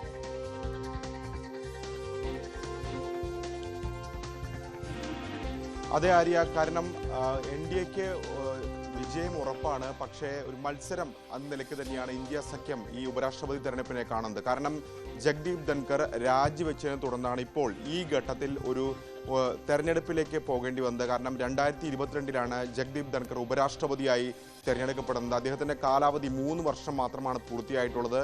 ഇനി 2 വർഷം കൂടി ബാക്കിയുണ്ട്. കഴിഞ്ഞ പാർലമെന്റ് സമ്മേളനത്തിന്റെ ആദ്യ ദിനം ആണ് അപ്രതീക്ഷിതമായി, ആദ്യ ദിവസം അദ്ദേഹം സഭയിലുണ്ടായിരുന്നു, സജീവമായി ഇടപെട്ടതാണ്. പക്ഷേ അപ്രതീക്ഷിതമായി അന്ന് വൈകിട്ട് രാജി പ്രഖ്യാപിക്കുകയായിരുന്നു. അനാരോഗ്യം എന്നാണ് പറഞ്ഞ വിശദീകരണമെങ്കിൽ പോലും സർക്കാരും ധൻകറും തമ്മിൽ ചില അഭിപ്രായ വ്യത്യാസങ്ങൾ ഉണ്ടായിരുന്നു എന്ന കാര്യമാണ് പിന്നീടൊക്കെ തന്നെ പുറത്തു വന്നത്. അതെന്താണെന്ന് വ്യക്തമാക്കാൻ സർക്കാരോ അദ്ദേഹമോ തയ്യാറായിട്ടില്ല. ഏതായാലും തെരഞ്ഞെടുപ്പ് നടക്കുകയാണ്. ഇന്ത്യ സഖ്യവും NDAയും സജീവമായി തന്നെ മത്സര രംഗത്തുണ്ട്. CP രാധാകൃഷ്ണനാണ് NDAയുടെ സ്ഥാനാർത്ഥി. ഇന്ത്യ സഖ്യത്തിനായി സുപ്രീം കോടതി മുൻ ജഡ്ജി സുദർശൻ റെഡ്ഡിയും മത്സരിക്കുന്നു. ഏതായാലും കണക്കുകൾ നോക്കുമ്പോൾ NDAക്ക് വിജയം ഉറപ്പാണ്. വലിയ മാർജിനിൽ തന്നെ വിജയം ഉറപ്പാണ്. കാരണം നിലവിലെ ലോക്സഭയിലെയും രാജ്യസഭയിലെയും അംഗങ്ങളാണ് ഉപരാഷ്ട്രപതി തെരഞ്ഞെടുപ്പിൽ വോട്ട് രേഖപ്പെടുത്തുക. സാധാരണഗതിയിൽ പ്രസിഡന്റ് തെരഞ്ഞെടുപ്പ് നോക്കുകയാണെങ്കിൽ MLA-മാർക്കടക്കം വോട്ടവകാശമുണ്ട്. പക്ഷേ ഉപരാഷ്ട്രപതി തെരഞ്ഞെടുപ്പ് അങ്ങനെയല്ല. 2 സഭകളിലെയും MP-മാർക്കാണ് വോട്ടവകാശമുള്ളത്. ഇലക്ടറൽ കോളേജ് എന്ന് പറയുന്നത് 781 പേരാണ്. നിലവിൽ 239 രാജ്യസഭയുടെ അംഗബലം. ലോക്സഭയിലേക്ക് വരുമ്പോൾ അത് ബംഗാളിൽ ഒരു സീറ്റ് ഒഴിച്ചു നിർത്തി കഴിഞ്ഞാൽ 542 പേർ ലോക്സഭയിലുണ്ട്. അങ്ങനെ വരുമ്പോൾ 391 വോട്ടുകൾ ലഭിക്കുന്ന ഒരാൾക്ക് വിജയിക്കാൻ സാധിക്കും. പക്ഷേ 3 പാർട്ടികൾ ഇതിനോടകം തന്നെ തെരഞ്ഞെടുപ്പിൽ വോട്ട് ചെയ്യില്ല എന്ന് അറിയിച്ചിട്ടുണ്ട്. അതൊന്ന് ബിജു ജനതാദളാണ്, ഒഡീഷയിലെ പാർട്ടിയാണ്. അവർക്ക് 7 അംഗങ്ങളാണുള്ളത്. അവർ സൂചിപ്പിക്കുന്ന പ്രധാനപ്പെട്ട കാര്യം, ഒന്ന് നിലവിലെ സാഹചര്യത്തിൽ 2 മുന്നണികളുടെയും, അതായത് ഇന്ത്യ സഖ്യത്തിൻ്റെയോ NDAയുടെയോ ഭാഗമാകാനില്ല എന്നാണ് ബിജു ജനതാദൾ പറയുന്നത്. മറിച്ച് ഒഡീഷയുടെ ക്ഷേമമാണ് ബിജു ജനതാദൾ മുന്നോട്ട് വെക്കുന്നു എന്ന വാദമാണ് ആ പാർട്ടി പറയുന്നത്. കാരണം മുൻകാലങ്ങളിലൊക്കെ തന്നെ നോക്കുകയാണെങ്കിൽ പലപ്പോഴും രാജ്യസഭയിൽ സർക്കാർ ന്യൂനപക്ഷമായിരുന്ന കാലത്ത് പോലും NDAക്ക് ഇതര പാർട്ടിയായിട്ട് പോലും ബിജു ജനതാദൾ സർക്കാരിനെ പിന്തുണയ്ക്കുന്ന സമീപനമുണ്ടായിരുന്നു. പക്ഷേ നിലവിൽ ഒഡീഷയുടെ രാഷ്ട്രീയ സാഹചര്യം മാറിയിട്ടുണ്ട്. അവിടെ തുടർച്ചയായി ബിജു ജനതാദൾ ഭരിച്ചിരുന്നതാണ്. കഴിഞ്ഞ ലോക്സഭാ തെരഞ്ഞെടുപ്പിനൊപ്പം നടന്ന നിയമസഭാ തെരഞ്ഞെടുപ്പിൽ അവിടെ അധികാരം BJP പിടിച്ചു. എന്നിട്ട് പോലും NDAക്ക് എതിരായ നിലപാട് ഈ ഘട്ടത്തിൽ ബിജു ജനതാദൾ സ്വീകരിക്കുന്നില്ല. മറ്റൊരു പാർട്ടി BRS ആണ്, തെലങ്കാനയിലെ രാഷ്ട്രീയ കക്ഷിയാണ്. അവർ രണ്ടു പാർട്ടികൾക്കും എതിരായ നിലപാട് സ്വീകരിക്കുന്നതെന്നാണ് പറയുന്നത്. കാരണം തെലങ്കാനയിലെ കർഷകർ വലിയ തോതിൽ പ്രതിസന്ധി നേരിടുന്നു, പ്രത്യേകിച്ച് യൂറിയയുടെ പ്രതിസന്ധി നേരിടുന്നു. അത് കേന്ദ്ര സർക്കാരിന്റെ ഭാഗത്തുനിന്ന് വലിയ അവഗണന ഉണ്ടാകുന്നു. സംസ്ഥാനം ഭരിക്കുന്നത് കോൺഗ്രസ് ആണ്, അവരും കർഷകരെ തഴയുന്നു. ഈ ഒരു സാഹചര്യത്തിൽ രണ്ടു കക്ഷികൾക്കൊപ്പം നിൽക്കാനില്ല. നോട്ട എന്നൊരു ഓപ്ഷൻ ഉണ്ടെങ്കിൽ ഉറപ്പായും വോട്ട് ചെയ്യുമായിരുന്നു എന്നാണ് അവർ വ്യക്തമാക്കുന്നത്. മറ്റൊരു രാഷ്ട്രീയ കക്ഷി ശിരോമണി അകാലിദളാണ്. പഞ്ചാബിൽ വലിയ പ്രളയത്തിന്റെ പിടിയിലാണ്. ഈ സാഹചര്യത്തിൽ വോട്ട് രേഖപ്പെടുത്താനില്ല എന്നാണ് ഇപ്പോൾ SID പ്രഖ്യാപിക്കുന്നത്. ഇത് ഒഴിച്ചു നിർത്തി കഴിഞ്ഞാൽ മറ്റെല്ലാ കക്ഷികളും നിലവിൽ വോട്ട് രേഖപ്പെടുത്തുമെന്ന് അറിയിച്ചിട്ടുണ്ട്. ഏതായാലും നിലവിലെ അംഗബലം അനുസരിച്ച് NDAക്ക്, അതായത് CP രാധാകൃഷ്ണന് 425 വോട്ട് ലഭിക്കും. ഏറ്റവും ചുരുങ്ങിയ 425 വോട്ടെങ്കിലും ലഭിക്കും. കാരണം 342 വോട്ടുകൾ BJPക്ക് മാത്രമായി ഉണ്ട് രാജ്യസഭയിലും ലോക്സഭയിലുമായി. പ്രതിപക്ഷ നിര നോക്കുകയാണെങ്കിൽ ഇന്ത്യ സഖ്യത്തിന്റെ പരമാവധി ലഭിക്കുക 324 വോട്ടാണ് നിലവിലെ അംഗബലം അനുസരിച്ച്. കാരണം കോൺഗ്രസിനുള്ളത് 126ആണ്. മറ്റ് ഇന്ത്യ കക്ഷികളെല്ലാം കൂടി ഏതാണ്ട് 324 വോട്ടുകൾ ലഭിക്കും. എങ്കിൽ പോലും ചില കക്ഷികളുടെ എങ്കിലും വോട്ട് ഉറപ്പാക്കാൻ കഴിയുമെന്നൊരു പ്രതീക്ഷ ഇന്ത്യ സഖ്യത്തിനടക്കം വെച്ചു പുലർത്തുന്നുണ്ട്. പ്രത്യേകിച്ച് നേരത്തെ തമിഴ്നാട്ടിൽ നിന്നുള്ള CP രാധാകൃഷ്ണൻ സ്ഥാനാർത്ഥിയാക്കുമ്പോൾ DMKയുടെ വോട്ടുകൾ പ്രതീക്ഷ വെച്ചിരുന്നു BJP. പക്ഷേ DMK പ്രഖ്യാപിച്ചു, ഇന്ത്യ സഖ്യത്തിനൊപ്പമാണെന്ന് പ്രഖ്യാപിച്ചിരുന്നു. മറിച്ച് തെലങ്കാനയിൽ നിന്നുള്ള സ്ഥാനാർത്ഥിയെ പ്രഖ്യാപിക്കുമ്പോൾ സ്വാഭാവികമായും തെലുങ്ക് വോട്ടുകൾ, ആന്ധ്രയിൽ നിന്നും തെലങ്കാനയിൽ നിന്നുള്ള വോട്ടുകൾ ലഭിക്കുമെന്ന പ്രതീക്ഷ ഇന്ത്യ സഖ്യത്തിനുമുണ്ട്. അങ്ങനെ ആരെങ്കിലും വോട്ട് മാറ്റി ചെയ്യുമോ എന്ന് മാത്രമാണ് ഇനി അറിയേണ്ടത്. എങ്കിൽ പോലും ഒരു ശക്തി പ്രകടനമാക്കി മാറ്റുക, ഒരു ആശയപരമായ പോരാട്ടമാക്കി മാറ്റുക എന്ന ലക്ഷ്യത്തോടു കൂടി തന്നെയാണ് ഇന്ത്യ സഖ്യം സ്ഥാനാർത്ഥിയെ നിർത്തിയിരിക്കുന്നത്. ഏതായാലും 10 മണി മുതൽ വോട്ടെടുപ്പ് ആരംഭിക്കും. 5 മണി വരെയാണ് വോട്ടെടുപ്പ്. അതിനുശേഷം 6 മണിക്ക് വോട്ട് എണ്ണി തുടങ്ങും. ഏതാണ്ട് 8 മണിയോടുകൂടി പുതിയ ഉപരാഷ്ട്രപതി ആരെന്ന് അറിയാൻ സാധിക്കും. ആര്യ, യെസ്, തീർച്ചയായും. ER രാഗേഷാണ് വിശദാംശങ്ങളുമായി നമുക്കൊപ്പം ചേർന്നത്. മറ്റു വാർത്തകളിലേക്ക് കൂടി. CPI സംസ്ഥാന സമ്മേളനത്തിന്റെ പ്രതിനിധി സമ്മേളനത്തിന് നാളെ ആലപ്പുഴയിൽ തുടക്കമാകും. സമ്മേളനത്തിന്റെ ഭാഗമായുള്ള ദീപശിഖ റാലി ഇന്ന് വയലാർ രക്തസാക്ഷി കുടീരത്തിൽ നിന്ന് ആരംഭിക്കും. സമ്മേളന നടപടിക്രമങ്ങൾ നിശ്ചയിക്കുന്നതിനായി CPI സംസ്ഥാന എക്സിക്യൂട്ടീവ് ഇന്ന് ആലപ്പുഴയിൽ ചേരുന്നുണ്ട്. പാർട്ടിയിൽ ഒരു വിഭാഗത്തിന്റെ എതിർപ്പുണ്ടെങ്കിലും ബിനോയ് വിശ്വം സംസ്ഥാന സെക്രട്ടറിയായി തുടരാനാണ് സാധ്യത. കാനം രാജേന്ദ്രന്റെ മരണത്തെ തുടർന്നാണ് ബിനോയ് പാർട്ടി സെക്രട്ടറി ആയത്. സെക്രട്ടറിക്കെതിരെയുള്ള നീക്കങ്ങൾ പ്രതിരോധിക്കാനും സമ്മേളനത്തിൽ മത്സരം ഒഴിവാക്കാനും ഔദ്യോഗിക വിഭാഗം നീക്കങ്ങൾ തുടരുന്നുണ്ട്. പാർട്ടി നേതൃത്വത്തിനും സംസ്ഥാന സർക്കാരിനും CPM-നുമെതിരെ രൂക്ഷ വിമർശനം സമ്മേളനത്തിൽ ഉയരും. വ്യവസായം തുടങ്ങാൻ അനുയോജ്യമായ നാടായി കേരളം മാറിയെന്ന് മുഖ്യമന്ത്രി പിണറായി വിജയൻ. വ്യവസായ സൗകര്യങ്ങളുള്ള നഗരങ്ങളുടെ കൂട്ടത്തിലേക്ക് കേരളത്തെ വളർത്താനാണ് സർക്കാർ ശ്രമം. പക്ഷേ കേരളം നേടുന്ന നേട്ടങ്ങളെ ഇകഴ്ത്തി കാണിക്കാൻ ശ്രമം ഉണ്ടെന്നും കഞ്ചിക്കോട് ഇൻഡസ്ട്രിയൽ ഫോറം സംഘടിപ്പിച്ച വ്യവസായ ഉച്ചകോടിയിൽ മുഖ്യമന്ത്രി പറഞ്ഞു. അപ്പോൾ നമ്മൾ തുടക്കത്തിൽ സൂചിപ്പിച്ചതുപോലെ സംസ്ഥാന സർക്കാരിന്റെ ഓണം വാരാഘോഷത്തിന് ഇന്ന് സമാപനമാവുകയാണ്. ഘോഷയാത്ര ഫ്ളാഗ് ഓഫ് ചെയ്യാൻ ഗവർണർ രാജേന്ദ്ര വിശ്വനാഥ് ആർലേക്കറെ സർക്കാർ ക്ഷണിച്ചിട്ടുണ്ട്. മുഖ്യമന്ത്രി പിണറായി വിജയൻ ഉൾപ്പെടെയുള്ള പ്രമുഖരും ഘോഷയാത്ര കാണാനെത്തും. 59 ഫ്ലോട്ടുകളും 91 കലാരൂപങ്ങളും ഘോഷയാത്രയുടെ ഭാഗമാകും. നാനാത്വത്തിൽ ഏകത്വം എന്ന പ്രമേയം മുൻനിർത്തി ജാർഖണ്ഡ്, ഉത്തർപ്രദേശ്, മധ്യപ്രദേശ്, മഹാരാഷ്ട്ര, ആന്ധ്രാപ്രദേശ്, തെലങ്കാന, കർണാടക, തമിഴ്നാട് എന്നിവിടങ്ങളിൽ നിന്നുള്ള ഇന്ത്യൻ ഗ്രാമീണ കലാരൂപങ്ങളും ഘോഷയാത്രയിൽ ഉണ്ടാകും. അതേസമയം തന്നെ ആറന്മുള ഉത്രട്ടാതി ജലമേളയും ഇന്നാണ്. ആധ്യാത്മികമായ പശ്ചാത്തലവും കൊണ്ട് കേരളത്തിലെ മറ്റ് വള്ളംകളികളിൽ നിന്ന് വേറിട്ട് നിൽക്കുന്ന ഒന്നാണ് ആറന്മുള ഉത്രട്ടാതി വള്ളംകളി. മത്സരത്തിനപ്പുറം ആറന്മുള പാർത്ഥസാരഥി ക്ഷേത്രത്തിലെ ആചാരങ്ങളുമായും അനുഷ്ഠാനങ്ങളുമായും ഈ വള്ളംകളിക്ക് അഭേദ്യമായ ബന്ധമുണ്ട്. ചിങ്ങമാസത്തിലെ തിരുവോണം കഴിഞ്ഞുള്ള ഉത്രട്ടാതി നാളിലാണ് ഈ ജലമേള നടക്കുന്നത്. ഈ ദിവസം തന്നെയാണ് ആറന്മുളയിലെ പാർത്ഥസാരഥി പ്രതിഷ്ഠാ ദിനവും. ചെങ്ങന്നൂർ, മാവേലിക്കര താലൂക്കുകളിലെ സർക്കാർ ഓഫീസുകൾക്കും വിദ്യാഭ്യാസ സ്ഥാപനങ്ങൾക്കും ഇന്ന് അവധി പ്രഖ്യാപിച്ചിട്ടുണ്ട്. പൊതുപരീക്ഷകൾ മുൻ നിശ്ചയപ്രകാരം നടക്കും. കസ്റ്റഡി മർദ്ദന കേസുകളിൽ ഉത്തരവാദികളായ ഉദ്യോഗസ്ഥർക്കെതിരെ വകുപ്പുതല നടപടി വേഗത്തിൽ പൂർത്തിയാക്കാൻ DGPയുടെ നിർദ്ദേശം. ദക്ഷിണ ഉത്തരമേഖല IG-മാർക്കാണ് നിർദ്ദേശം. കുന്നംകുളം PC മർദ്ദനത്തിൽ ഉൾപ്പെട്ട ഉദ്യോഗസ്ഥർക്കെതിരെ വകുപ്പുതല അന്വേഷണത്തിന്റെ ഭാഗമായി കാരണം കാണിക്കൽ നോട്ടീസ് നൽകിയിട്ടുണ്ട്. വിശദീകരണം കേട്ട ശേഷം ശുപാർശകൾ സമർപ്പിക്കാനാണ് നിർദ്ദേശം. ഉദ്യോഗസ്ഥർ നടത്തിയ ക്രൂരമർദ്ദനത്തിന്റെ ദൃശ്യങ്ങൾ പുറത്തുവന്നിരുന്നു. ബലാത്സംഗ കേസിൽ റാപ്പർ വേടൻ ഇന്ന് അന്വേഷണ ഉദ്യോഗസ്ഥന് മുന്നിൽ ഹാജരാകണം. അറസ്റ്റ് രേഖപ്പെടുത്തിയാൽ ജാമ്യത്തിൽ വിട്ടയക്കണമെന്ന ഹൈക്കോടതി നിർദ്ദേശമുണ്ട്. തൃക്കാക്കര പോലീസ് രജിസ്റ്റർ ചെയ്ത ബലാത്സംഗ കേസിലാണ് നടപടി. നേരത്തെ വേടന് കോടതി മുൻകൂർ ജാമ്യം അനുവദിച്ചിരുന്നു. വിവാഹ വാഗ്ദാനം നൽകി 2 വർഷത്തിലധികം ലൈംഗിക ചൂഷണം നടത്തിയെന്ന ഡോക്ടറുടെ പരാതിയിലാണ് കോടതി നടപടികൾ. 2 വർഷത്തിനു ശേഷം വേടൻ ബന്ധത്തിൽ നിന്ന് പിന്മാറിയതായി ഡോക്ടർ പരാതിയിൽ പറയുന്നു. എന്നാൽ ഉഭയസമ്മതപ്രകാരമുള്ള ബന്ധമായിരുന്നു ഡോക്ടറുമായി ഉണ്ടായിരുന്നതെന്നും പിണങ്ങിക്കഴിഞ്ഞപ്പോൾ ആരോപണം ഉന്നയിക്കുകയാണെന്നുമാണ് വേടൻ നൽകിയ മുൻകൂർ ജാമ്യ ഹർജിയിൽ ചൂണ്ടിക്കാട്ടിയത്. പാലിയേക്കരയിലെ ടോൾ പിരിവ് നിർത്തിവെച്ചത് ഹൈക്കോടതി ഇന്ന് വീണ്ടും പരിഗണിക്കും. ഗതാഗതക്കുരുക്ക് പരിഗണിച്ചാണ് 4 ആഴ്ചത്തേക്ക് ടോൾ പിരിവ് തടഞ്ഞത്. സമയപരിധി അവസാനിക്കുന്ന പശ്ചാത്തലത്തിലാണ് ഹർജി വീണ്ടും കോടതി പരിഗണിക്കുന്നത്. സർവീസ് റോഡുകളുടെ അടക്കം അറ്റകുറ്റപ്പണി നടക്കുന്നതിൽ വിശദാംശങ്ങൾ ഇന്ന് ദേശീയപാത അതോറിറ്റി കോടതിയെ അറിയിക്കും. നിലവിലെ സാഹചര്യം വിലയിരുത്തിയ ശേഷമാകും ടോൾ പുനരാരംഭിക്കൽ തീരുമാനം എടുക്കുക.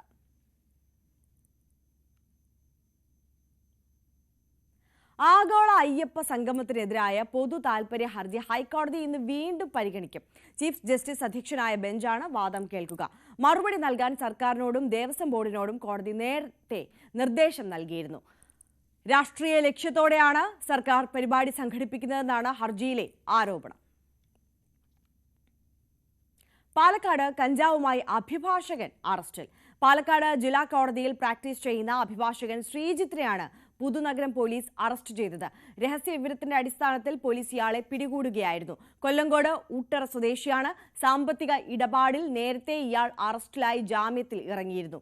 വിദേശത്തേക്ക് ആളെ കയറ്റിവിടുന്നതുമായി ബന്ധപ്പെട്ടും കേസുണ്ടായിരുന്നു. ഇപ്പോൾ കൂടുതൽ വാർത്തകളിലേക്ക് എത്തും മുമ്പ് ഒരു ചെറിയ ഇടവേള.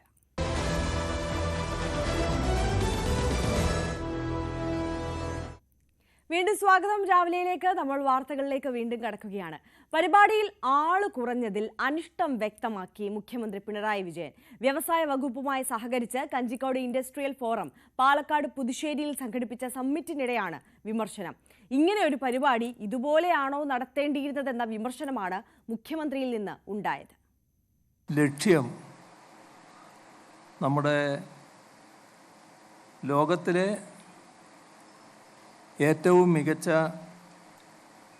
ഉൽപാദന നിക്ഷേപ കേന്ദ്രങ്ങളുമായി മത്സരിക്കാൻ കഴിയും വിധമുള്ള അത്യാധുനിക വ്യാവസായിക നഗരങ്ങൾ വികസിപ്പിക്കുക എന്നതാണ്. പാലക്കാട്ട് ഒരു ഏകീകൃത ക്ലസ്റ്റർ സ്ഥാപിക്കുന്നതിനുള്ള പദ്ധതി റിപ്പോർട്ട് തയ്യാറാക്കുന്നതിനുള്ള നടപടികൾ സ്വീകരിക്കുന്നത്. അത്രയും വിപുലമായ ഒരു പരിപാടിയുടെ ആ ഗൗരവത്തിൽ നിങ്ങൾക്കത് ഉൾക്കൊള്ളാൻ കഴിഞ്ഞോ എന്നുള്ള സംശയമാണ് എന്നിൽ നിറഞ്ഞു നിൽക്കുന്നത്. അത്രയേ ഞാനിപ്പോൾ പറയുന്നുള്ളൂ. ഇടുക്കി തൊടുപുഴ വണ്ണപ്പുറം പഞ്ചായത്തിൽ തദ്ദേശ തെരഞ്ഞെടുപ്പിനുള്ള വോട്ടർ പട്ടികയിൽ വ്യാപക ക്രമക്കേടെന്ന ആരോപണം. UDF-നായി വണ്ണപ്പുറം പഞ്ചായത്ത് സെക്രട്ടറി വോട്ടർ പട്ടികയിൽ കൃത്രിമം നടത്തിയെന്നാരോപിച്ച് CPM പ്രവർത്തകർ പഞ്ചായത്ത് സെക്രട്ടറിയുടെ ചാർജ് വഹിക്കുന്ന ഉദ്യോഗസ്ഥനെ ഉപരോധിച്ചു. വണ്ണപ്പുറം പഞ്ചായത്തിലെ 5, 9, 11, 12, 15, 16 വാർഡുകളിൽ വ്യാപകമായി കള്ളവോട്ട് ചേർത്തെന്നാണ് CPM-ന്റെ ആരോപണം. പഞ്ചായത്തിന് പുറത്ത് താമസക്കാരായ നിരവധി പേർ വോട്ടർ പട്ടികയിൽ കടന്നുകൂടിയിട്ടുണ്ട്. ഒരു കെട്ടിട നമ്പറിൽ തന്നെ നിരവധി പേരെ ലിസ്റ്റിൽ ഉൾപ്പെടുത്തി. ലിസ്റ്റിൽ നിന്ന് ഒഴിവാക്കാൻ LDF പ്രവർത്തകർ നൽകിയ അപേക്ഷ പരിഗണിക്കാതെ പുതിയ ലിസ്റ്റ് ഉണ്ടാക്കിയെന്നാണ് ആരോപണം. UDF നൽകിയ ലിസ്റ്റ് പ്രകാരം LDF വോട്ടർമാരെ വ്യാപകമായി ഒഴിവാക്കിയെന്നും CPM ആരോപിക്കുന്നു. വിവിധ സ്ഥലങ്ങളിലുള്ള വോട്ടുകൾ കേന്ദ്രീകരിച്ച് ചില വാർഡുകളിൽ കേന്ദ്രീകരിച്ച് വോട്ട് ചേർത്തിരിക്കുകയാണ്. അതിനെല്ലാം ഞങ്ങൾ കൃത്യമായ ആക്ഷേപം കൊടുത്തിരുന്നു. ആ ആക്ഷേപത്തിന് ചെവി കൊടുക്കാനോ അന്വേഷിക്കാനോ ഈ പഞ്ചായത്ത് സെക്രട്ടറിയോ ഉദ്യോഗസ്ഥരോ തയ്യാറായിട്ടില്ല. അതിന്റെ ഭാഗമായി ഇപ്പോൾ അന്തിമ വോട്ടർ പട്ടിക എന്ന് പറഞ്ഞ് ഇറങ്ങിയിരിക്കുകയാണ്. അതിനകത്ത് 100 കണക്കിന് കള്ളയോട്ടാണുള്ളത്. ഇതിൽ ശക്തമായി ഞങ്ങൾ പ്രതിഷേധിക്കും. ഈ വോട്ടുകൾ നീക്കം ചെയ്യുന്നതുവരെ ഞങ്ങളിവിടെ സമരവുമായി മുന്നോട്ട് പോകാനാണ് തീരുമാനിച്ചിട്ടുള്ളത്. കൃത്രിമം നടന്ന വാർഡുകളുടെ കാര്യങ്ങൾ ശ്രദ്ധയിൽപ്പെടുത്താൻ പഞ്ചായത്ത് ഓഫീസിലെത്തിയെങ്കിലും സെക്രട്ടറി അസിസ്റ്റന്റ് സെക്രട്ടറിക്ക് ചുമതല നൽകി അവധിയിൽ പോയെന്ന് CPM പ്രവർത്തകർ ആരോപിക്കുന്നു. പിന്നീട് പ്രവർത്തകർ അസിസ്റ്റന്റ് സെക്രട്ടറി ഉപരോധിച്ചു. കാളിയാർ പോലീസ് എത്തി പ്രവർത്തകരെ അറസ്റ്റ് ചെയ്ത് നീക്കി. ന്യൂസ് 18 ഇടുക്കി. ഇടുക്കി ഉടുമ്പൻചോല പഞ്ചായത്തിലെ സൗന്ദര്യവൽക്കരണ പദ്ധതി പാളി. ലക്ഷങ്ങളുടെ അഴിമതി എന്ന ആരോപണവും ഉയർന്നു. ഹരിതചോല എന്ന പേരിൽ ആവിഷ്കരിച്ച പദ്ധതിയാണ് എങ്ങും എത്താതെ പോയത്. 2019-20 കാലഘട്ടത്തിലാണ് ഉടുമ്പൻചോലയിൽ ഹരിതചോല എന്ന പേരിൽ സൗന്ദര്യവൽക്കരണ പദ്ധതി ആവിഷ്കരിച്ചത്. പഞ്ചായത്തിലൂടെ കുമളി മൂന്നാർ റോഡ് കടന്നുപോകുന്ന ഭാഗങ്ങളിൽ റോഡിനിരുവശത്തും അരളിച്ചെടികൾ നട്ട് പരിപാലിക്കുക, വിവിധ മേഖലകളിൽ വേസ്റ്റ് ബിന്നുകൾ സ്ഥാപിക്കുക, തുമ്പൂർ മൂഴി മോഡൽ മാലിന്യ സംസ്കരണം തുടങ്ങിയ വിവിധ പദ്ധതികളാണ് പ്രഖ്യാപിച്ചത്. ആകെ 20 ലക്ഷം രൂപയാണ് വകയിരുത്തിയത്. 10,000-ത്തിലധികം അരളിത്തൈകൾ വാങ്ങി റോഡിനിരുവശവും നടുകയും ചെയ്തു. എന്നാൽ ഏതാനും ചെടികൾ മാത്രമാണ് നിലവിൽ അവശേഷിക്കുന്നത്. പദ്ധതിയിൽ വൻ അഴിമതി നടന്നിട്ടും അന്വേഷണം നടന്നില്ലെന്നാണ് ആരോപണം. റോഡിന്റെ ഇരുവശങ്ങളിലായി അരളിച്ചെടി വെച്ച് സൗന്ദര്യവൽക്കരണം നടത്തുന്നതിന് വേണ്ടി 20 ലക്ഷം രൂപയാണ് വകയിരുത്തിയിരിക്കുന്നത്. പക്ഷേ ഇപ്പോൾ നിലവിൽ ഒരു ചെടി പോലും നിലവിൽ അവിടെ ഇല്ലാത്ത സ്ഥിതിയിലേക്കാണ് നിലനിൽക്കുന്നത്. അത് വലിയൊരു അഴിമതിയായിട്ടാണ് നമുക്ക് കാണാൻ കഴിഞ്ഞിരിക്കുന്നത്. ഇതുമായി ബന്ധപ്പെട്ട് നമ്മൾ 2022 തൊടുപുഴ ഡിവൈഎസ്പിക്ക് വിജിലൻസ് ഡിവൈഎസ്പിക്ക് പരാതി കൊടുക്കുകയും ആ പരാതി നിലവിൽ തിരുവനന്തപുരം വിജിലൻസ് ഡയറക്ടർക്ക് അയച്ചു കൊടുത്തു. വിജിലൻസ് ഡയറക്ടർ വകുപ്പ് തല അന്വേഷണം എന്ന് പറഞ്ഞ് പഞ്ചായത്തിന്റെ അഡീഷണൽ ചീഫ് സെക്രട്ടറിക്ക് നൽകിയിട്ടുള്ള എന്നുള്ള വിവരം കാണി. നാളിതുവരെ ഇതുമായി ബന്ധപ്പെട്ട് അന്വേഷണം നടത്തിയിട്ടില്ല. ചെടികൾക്ക് വെള്ളം നനയ്ക്കുന്നതിനും ചകിരിച്ചോറിനുമൊക്കെയായി പണം വകയിരുത്തിയിരുന്നു. എന്നാൽ പണം നഷ്ടമായതല്ലാതെ സൗന്ദര്യവൽക്കരണം നടപ്പിലായില്ല. ഏഞ്ചൽ ട്രംപറ്റ് എന്ന കോളാമ്പി ചെടികൾ പോലെ ഉടുമ്പൻചോലയുടെ തനത് കാലാവസ്ഥയിൽ വളരുന്ന വിവിധയിനം ചെടികൾ മേഖലയിലെ കർഷകർ വേലിയായി പരിപാലിക്കാറുണ്ട്. ഇത്തരം ചെടികൾ സംരക്ഷിച്ച് പാതയോരം മനോഹരമാക്കാം എന്നിരിക്കെയാണ് ഇത്തരം പദ്ധതികളിലൂടെ ലക്ഷങ്ങൾ നഷ്ടമാക്കിയത്. News 18 Idukki. Muvattupuzha government TTI സ്കൂളിൽ സാമൂഹ്യ വിരുദ്ധരുടെ അഴിഞ്ഞാട്ടം. ഇലക്ട്രിസിറ്റി വയറുകൾ നശിപ്പിക്കുകയും അവ മോഷ്ടിക്കുകയും ചെയ്തു. ചെടിച്ചട്ടികൾ നശിപ്പിക്കുകയും ശുചിമുറിയുടെ വാതിൽ തകർക്കുകയും സ്കൂളിന്റെ കൃഷി ചെയ്തിരുന്ന വാഴകളും വാഴക്കുലകളും നശിപ്പിക്കുകയും ചെയ്തു. ഓണം പ്രമാണിച്ച് 3 ദിവസം സ്കൂൾ പ്രവർത്തിച്ചിരുന്നില്ല. TTI സ്കൂളിന്റെ പ്രധാന കെട്ടിടത്തിൽ നിന്ന് മറ്റ് കെട്ടിടങ്ങളിലേക്ക് പോയിരുന്ന വൈദ്യുതി കണക്ഷൻ വയറുകളാണ് നശിപ്പിച്ചത്. 30,000 രൂപയുടെ നഷ്ടം കണക്കാക്കുന്നു. സ്കൂളിൽ പ്രവർത്തിക്കുന്ന LP, UP, നഴ്സറി സ്കൂളുകളിൽ വൈദ്യുതി ബന്ധം വിച്ഛേദിക്കപ്പെട്ടിരിക്കുകയാണ്. ഫ്യൂസുകൾ ഊരി മാറ്റിയ നിലയിലായിരുന്നു. സ്കൂളിൽ അസംബ്ലിക്കായുള്ള മൈക്ക് സെറ്റിന്റെയും ബോക്സിന്റെയും പ്ലഗുകൾ നശിപ്പിച്ചു. താഴുപയോഗിച്ച് പൂട്ടിയിരുന്ന ശുചിമുറിയുടെ വാതിലുകളും തകർത്ത നിലയിലാണ്. സ്കൂളിൽ കൃഷി ചെയ്തിരുന്ന വാഴകളും നശിപ്പിക്കപ്പെട്ട നിലയിലാണ്. നിരന്തരമായിട്ട് സ്കൂളിൽ ആളുകളുടെ ആരോഗ്യ ഉപദ്രവം ഉണ്ടാവുന്നുണ്ട്. പലതവണയും പോലീസിൽ വിവരം അറിയിച്ചിട്ടുണ്ട്. പോലീസ് പട്രോളിംഗ് നടത്താമെന്ന് അറിയിച്ചിട്ടുണ്ട്. പക്ഷേ എങ്കിലും അടിക്കടിയായിട്ട് ഈ പ്രശ്നങ്ങൾ സ്കൂളിൽ രൂക്ഷമായിക്കൊണ്ടിരിക്കുകയാണ്. മാത്രമല്ല അങ്ങനെയാകുമ്പോൾ നമ്മൾ ചെയ്തിരിക്കുന്ന ഈ കൃഷിയും ഈ സ്കൂളിൽ നടത്തിയിരിക്കുന്ന ചെടികളൊക്കെ അധികം വൈകാതെ നശിപ്പിക്കപ്പെടുന്നുള്ള ആശങ്ക ഞങ്ങൾക്കുണ്ട്. കുറ്റക്കാർക്കെതിരെ കർശന നടപടി ആവശ്യപ്പെട്ട് പ്രിൻസിപ്പൽ ഷിയാസ് മൂവാറ്റുപുഴ പോലീസിൽ പരാതി നൽകി. കുറ്റക്കാർക്ക് കടുത്ത ശിക്ഷ നൽകണമെന്ന് വാർഡ് കൗൺസിലർ രാജശ്രീ രാജുവും പറഞ്ഞു. വിജനമായ പ്രദേശമായതിനാൽ ചുറ്റുമതിലുകളോ ഗേറ്റോ ഇല്ലാത്തതും സാമൂഹ്യ വിരുദ്ധർക്ക് സഹായമാകുന്നു. ന്യൂസ് 18 മൂവാറ്റുപുഴ. ഈ ഓണക്കാലത്ത് നമ്മൾ എത്ര തരം വ്യത്യസ്തമായ ആഘോഷങ്ങളും പരിപാടികളും ഒക്കെയാണ് കണ്ടത് അല്ലേ? അത്തരത്തിലൊരു മത്സരത്തിലേക്കാണ് ഇനി നമ്മൾ പോകുന്നത്. കാൽപന്ത് പെരുമ നിലനിർത്തിക്കൊണ്ട് ഇത്തവണയും വിവാഹിതരും അവിവാഹിതരും മൈതാനത്ത് ഏറ്റുമുട്ടി. പാലക്കാട് കുമരനെല്ലൂരിലാണ് കഴിഞ്ഞ 3 പതിറ്റാണ്ടായി ഓണാഘോഷത്തോടനുബന്ധിച്ച് വിവാഹിതരും അവിവാഹിതരുടെയും കാൽപന്ത് കളി നടക്കുന്നത്. ഏവരും പൂക്കളവും പൂവിളിയും പുത്തനുടുപ്പുമൊക്കെയായി ഓണം ആഘോഷിക്കുമ്പോൾ കാൽപന്ത് കളിയിൽ ആവേശം നിറച്ച് ഓണം കളറാക്കുന്ന ഗ്രാമമാണ് പാലക്കാട് ജില്ലയിലെ തൃത്താല കുമരനെല്ലൂർ. നാട്ടിലെ പന്തുകളിക്കാരായ വിവാഹിതരും അവിവാഹിതരും തമ്മിലാണ് ഇവിടെ ഏറ്റുമുട്ടുന്നത്. പതിവ് പോലെ ഇത്തവണയും നടന്നത് വാശിയേറിയ ഫുട്ബോൾ മത്സരം. 90 മിനിറ്റ് പിന്നിട്ടിട്ടും സമനിലയിൽ തുടർന്ന മത്സരത്തിന്റെ ഇഞ്ചുറി ടൈമിന്റെ 4-ാം മിനിറ്റിൽ അവിവാഹിതർ വിവാഹിതരുടെ വല കുലുക്കി. 1-0 എന്ന മാർജിനിൽ മത്സരം അവിവാഹിതർ സ്വന്തമാക്കി.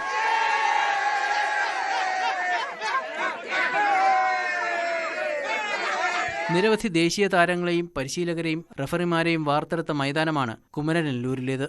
പന്ത് കളിക്കാരുടെ കൂട്ടായ്മയായ KAFG-യാണ് ഓണനാളിൽ മത്സരം സംഘടിപ്പിച്ചത്. 2 ടീമും നന്നായി കളിച്ച് പെണ്ണ് കെട്ടാത്തവർ അങ്ങനെ തന്നെ പറയാം, അവിവാഹിതർ അടുത്ത വർഷം ഞങ്ങളുടെ കൂട്ടത്തിലേക്ക് വരേണ്ടവരാണ്. എന്നിരുന്നാലും അവർ വളരെ മനോഹരമായിട്ട് കളിച്ച് കുട്ടികൾ അവരുടെ മിടുക്ക് ഇവിടെ തെളിയിച്ചിട്ടുണ്ട്. അവർ ജയിച്ച് 1-0 ഒക്കെ ജയിച്ചിരിക്കുകയാണ്. അടുത്ത വർഷം ഇന്നത്തെ അവിവാഹിതരിൽ പലരും വിവാഹിതരുടെ ടീമിലേക്ക് ചേക്കേറും. അവിവാഹിതരുടെ ടീമിൽ പുതിയ കളിക്കാർ വരും. വാശിയേറിയ മത്സരത്തിന് ശേഷം മധുരം നുണഞ്ഞും സ്നേഹം പങ്കിട്ടുമാണ് ഫുട്ബോൾ പ്രേമികൾ പിരിഞ്ഞത്. ന്യൂസ് 18 പാലക്കാട്.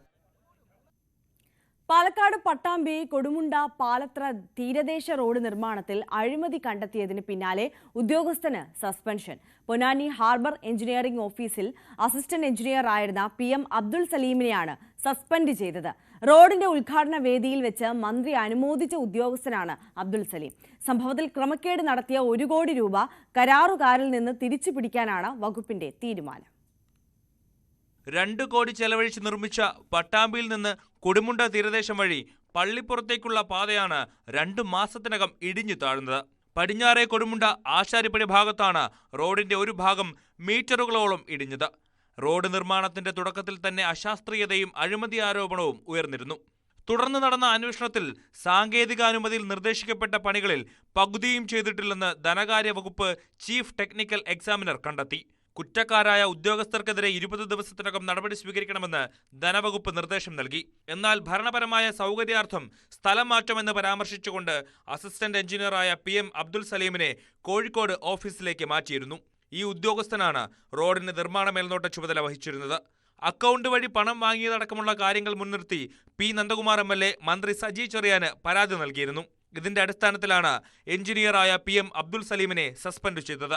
റോഡിന്റെ ഉദ്ഘാടന വേദിയിൽ വെച്ച് മന്ത്രി അനുമോദിച്ച ഉദ്യോഗസ്ഥനാണ് ഇപ്പോൾ സസ്പെൻഷനിലായിരിക്കുന്നത്.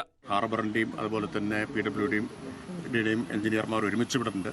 അവർ പറയുന്നത് താഴെ വെള്ളം ഒഴുകുന്നുണ്ട്, മുകളിലാണെങ്കിൽ ജലജീവന്റെ പൈപ്പും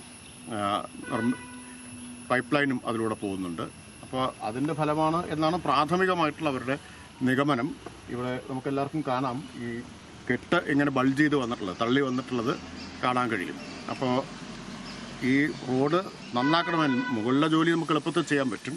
റോഡ് ഇനി ഇത് ആവർത്തിക്കാതിരിക്കാൻ നന്നാക്കണമെങ്കിൽ ഇവിടെ തന്നെ ഒരു കെട്ട് റിട്ടേണിംഗ് വാൾ ആവശ്യമായിട്ട് വരുമെന്നാണ് എഞ്ചിനീയർമാരുടെ നിർദ്ദേശം. ധനവകുപ്പ് ഉന്നത ഉദ്യോഗസ്ഥർ റോഡ് പരിശോധിച്ചതിൽ 30 സെന്റിമീറ്റർ കനം വേണ്ടിടത്ത് പകുതി കനം മാത്രമേ ഉള്ളൂ എന്ന് കണ്ടെത്തി.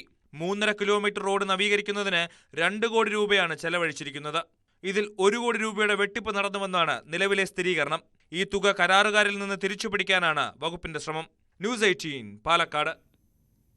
ഇടുക്കി കാമാക്ഷി പഞ്ചായത്തിൽ മൃഗ ഡോക്ടറുടെ സേവനം ലഭ്യമല്ലാതായതോടെ ക്ഷീരകർഷകരും കാലി വളർത്തൽ മേഖലയിലുള്ളവരും കടുത്ത പ്രതിസന്ധിയിലായി.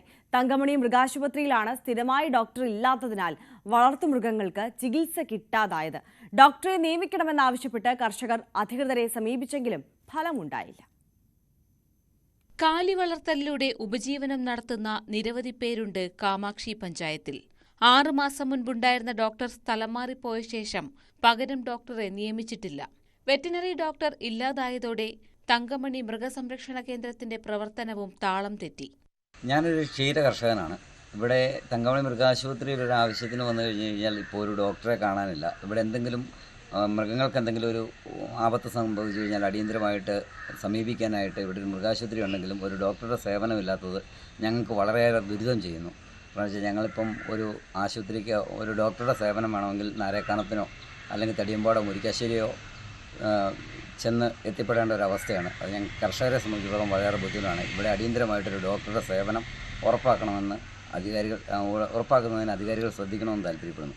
ഡോക്ടറെ നിയമിക്കണമെന്നാവശ്യപ്പെട്ട് നിരവധി തവണ ജനപ്രതിനിധികളെയും അധികൃതരെയും സമീപിച്ചെങ്കിലും നടപടിയൊന്നുമുണ്ടായില്ല.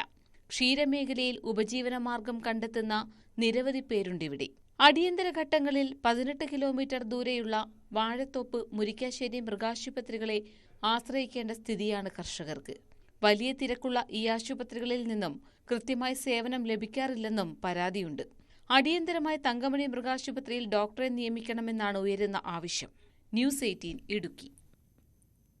കൊല്ലം പുനലൂരിൽ പരിക്കേറ്റ് നടുറോഡിൽ കിടന്ന കുടുംബത്തിന് രക്ഷകരായത് KSRTC ജീവനക്കാർ.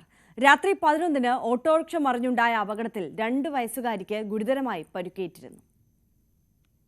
തെങ്കാശിയിൽ നിന്നും കൊല്ലത്തേക്ക് സർവീസ് നടത്തിയ KSRTC ബസ് ഉറുകുന്ന് പെട്രോൾ പമ്പിന് സമീപം എത്തിയപ്പോഴാണ് റോഡിൽ ഓട്ടോറിക്ഷ മറിഞ്ഞ നിലയിൽ കണ്ടത്.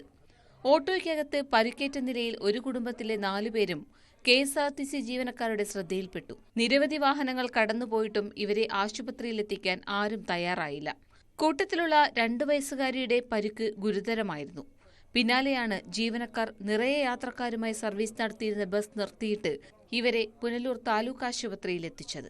ഇവിടുന്ന് ഏകദേശം 4 കിലോമീറ്റർ അപ്പുറം ഇടമൺ 34 സമീപത്താണ്. അപ്പം റോഡരികിൽ ഓട്ടോ മറിഞ്ഞ ഒരു കുട്ടി കിടക്കുന്നു. ആൾക്കാരെല്ലാം ബഹളം വെച്ചുകൊണ്ട് കിടക്കുകയാണ്. പക്ഷേ ആരും എടുത്തുകൊണ്ട് ഇല്ലാത്തൊരു സാഹചര്യത്തിൽ നമ്മൾ ബസ്സിനകത്ത് കയറ്റി നമ്മൾ ഹോസ്പിറ്റലിൽ കൊണ്ടെത്തിക്കുകയാണ് ചെയ്തത്. ആ കുട്ടിയുടെ ജീവൻ രക്ഷിക്കപ്പെട്ടു. കാലും അതുപോലെ തന്നെ തലയിലും മുറിവുണ്ടായിട്ടുണ്ട്. കുളത്തൂപ്പുഴ കൂവക്കാട് RPL ബ്ലോക്ക് 1 കോളനിയിൽ താമസിക്കുന്ന രാമേശ്വരി, ചിത്രകല, മുരുകേഷ്, രവി, അജിത എന്നിവർക്കാണ് പരുക്കേറ്റത്. ഇതിൽ 2 വയസ്സുകാരി അജിതയുടെ തലയ്ക്കും കൈകാലുകൾക്കും ഗുരുതരമായി പരിക്കേറ്റിട്ടുണ്ട്. കുട്ടിയെ വിദഗ്ധ ചികിത്സയ്ക്കായി തിരുവനന്തപുരം മെഡിക്കൽ കോളേജ് ആശുപത്രിയിലേക്ക് മാറ്റി. പുനലൂരിൽ നടക്കുന്ന ഓണം ഫെസ്റ്റ് കണ്ട് തിരികെ വീട്ടിലേക്ക് പോകുമ്പോഴായിരുന്നു അപകടം. പരിക്കേറ്റവരുടെ ചികിത്സ ഉറപ്പാക്കിയതിനു ശേഷമാണ് ഡ്രൈവർ അനൂപും കണ്ടക്ടർ അനിൽകുമാറും ആശുപത്രിയിൽ നിന്നും മടങ്ങിയത്. ശേഷം ബസ്സുമായി കൊല്ലത്തേക്കുള്ള സർവീസ് പുനരാരംഭിക്കുകയും ചെയ്തു. ഓട്ടോറിക്ഷ ഓടിച്ചിരുന്ന സെൽവരാജനും പരിക്കേറ്റിട്ടുണ്ട്. ഇയാൾ പുനലൂർ താലൂക്ക് ആശുപത്രിയിൽ ചികിത്സയിലുമാണ്. ന്യൂസ് 18 പുനലൂർ. ടെക്നോപോവ സ്ലിം 5G ഫോണിന്റെ ഒഫീഷ്യൽ ലോഞ്ച് കോട്ടയം മൈജി ഷോറൂമിൽ നടന്നു. നടി ഹണി റോസ് ഫോണിന്റെ ലോഞ്ച് നിർവഹിച്ചു. ലോകത്തിലെ തന്നെ ഏറ്റവും കനം കുറഞ്ഞ ഫോൺ എന്ന സവിശേഷതയാണ് ടെക്നോയുടെ പുതിയ ഫോൺ സമ്മാനിക്കുന്നത്. മൈജി ഷോറൂമുകളിൽ നിന്ന് 10 മാസത്തെ തവണ വ്യവസ്ഥയിൽ ഈ ഫോൺ സ്വന്തമാക്കാനുള്ള അവസരവുമുണ്ട്. സെപ്റ്റംബർ 30-നുള്ളിൽ വാങ്ങുന്നവർക്ക് 2 വർഷത്തെ വാറന്റിയും ഉണ്ടാകും. ചടങ്ങിനോടനുബന്ധിച്ച് വിവിധ നറുക്കെടുപ്പ് പരിപാടികളും സംഘടിപ്പിച്ചു.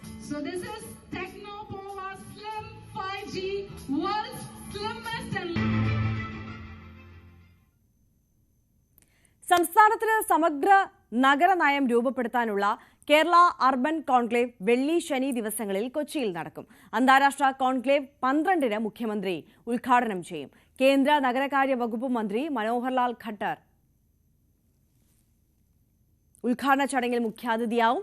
1000-ലധികം പ്രതിനിധികൾ കോൺക്ലേവിൽ പങ്കെടുക്കും. ശാസ്ത്രീയമായ നഗരനയം രൂപീകരിക്കുന്നതിനായി പരിഗണനാ വിഷയങ്ങളെ 10 മേഖലകളായി തിരിച്ചാണ് നഗരനയ കമ്മീഷൻ സർക്കാരിന് റിപ്പോർട്ട് സമർപ്പിച്ചിട്ടുള്ളത്. കാക്കനാട് പ്രവർത്തിക്കുന്ന കളർ പ്ലാനറ്റ് സ്റ്റുഡിയോസിന്റെ വാർഷികാഘോഷ ചടങ്ങിൽ മുഖ്യാതിഥിയായി എത്തി കന്നഡയിലെ ശ്രദ്ധേയ സംവിധായകനും നടനുമായ ഋഷഭ് ഷെട്ടി. സ്റ്റുഡിയോയുടെ ഡയറക്ടർ ബോർഡ് അംഗങ്ങളായ Dileesh Pothan, Shyam Pushkar, Girish AD, Ramesh CP, doctor Binu C Nair, Neema Joseph തുടങ്ങിയവരും ചടങ്ങിന്റെ ഭാഗമായി. സൂ ഫ്രം സോയിൽ പ്രധാന കഥാപാത്രങ്ങളായി എത്തിയ ഷാനൽ ഗൗതം, അനുരുദ്ധ് മഹേഷ് എന്നിവരും നടി സിജ റോസ്, സുനിൽ ഇബ്രാഹിം, ജിൻസ് ഭാസ്കർ, ഡോക്ടർ സിജു വിജയൻ എന്നിവരും ചടങ്ങിൽ ആശംസകൾ അർപ്പിച്ചു. സ്റ്റുഡിയോയുടെ കോർപ്പറേറ്റ് വീഡിയോയുടെ ലോഞ്ചും ചടങ്ങിനോടനുബന്ധിച്ച് നടന്നു. മലയാളത്തിൽ ഓണം റിലീസായി എത്തി വൻ വിജയമായി മുന്നേറിക്കൊണ്ടിരിക്കുന്ന Lokah chapter 1, Chandra, JSK, Su from So തുടങ്ങിയ ഒട്ടേറെ സിനിമകളുടെ കളർ ഗ്രേഡിംഗ് ജോലികൾ നിർവഹിച്ചത് കളർ പ്ലാനറ്റ് സ്റ്റുഡിയോസ് ആണ്. ഋഷഭ് ഷെട്ടിയുടെ കാന്താര ചാപ്റ്റർ 1 സിനിമയുടെ ജോലികളും ഇപ്പോൾ സ്റ്റുഡിയോയിൽ പുരോഗമിക്കുകയാണ്.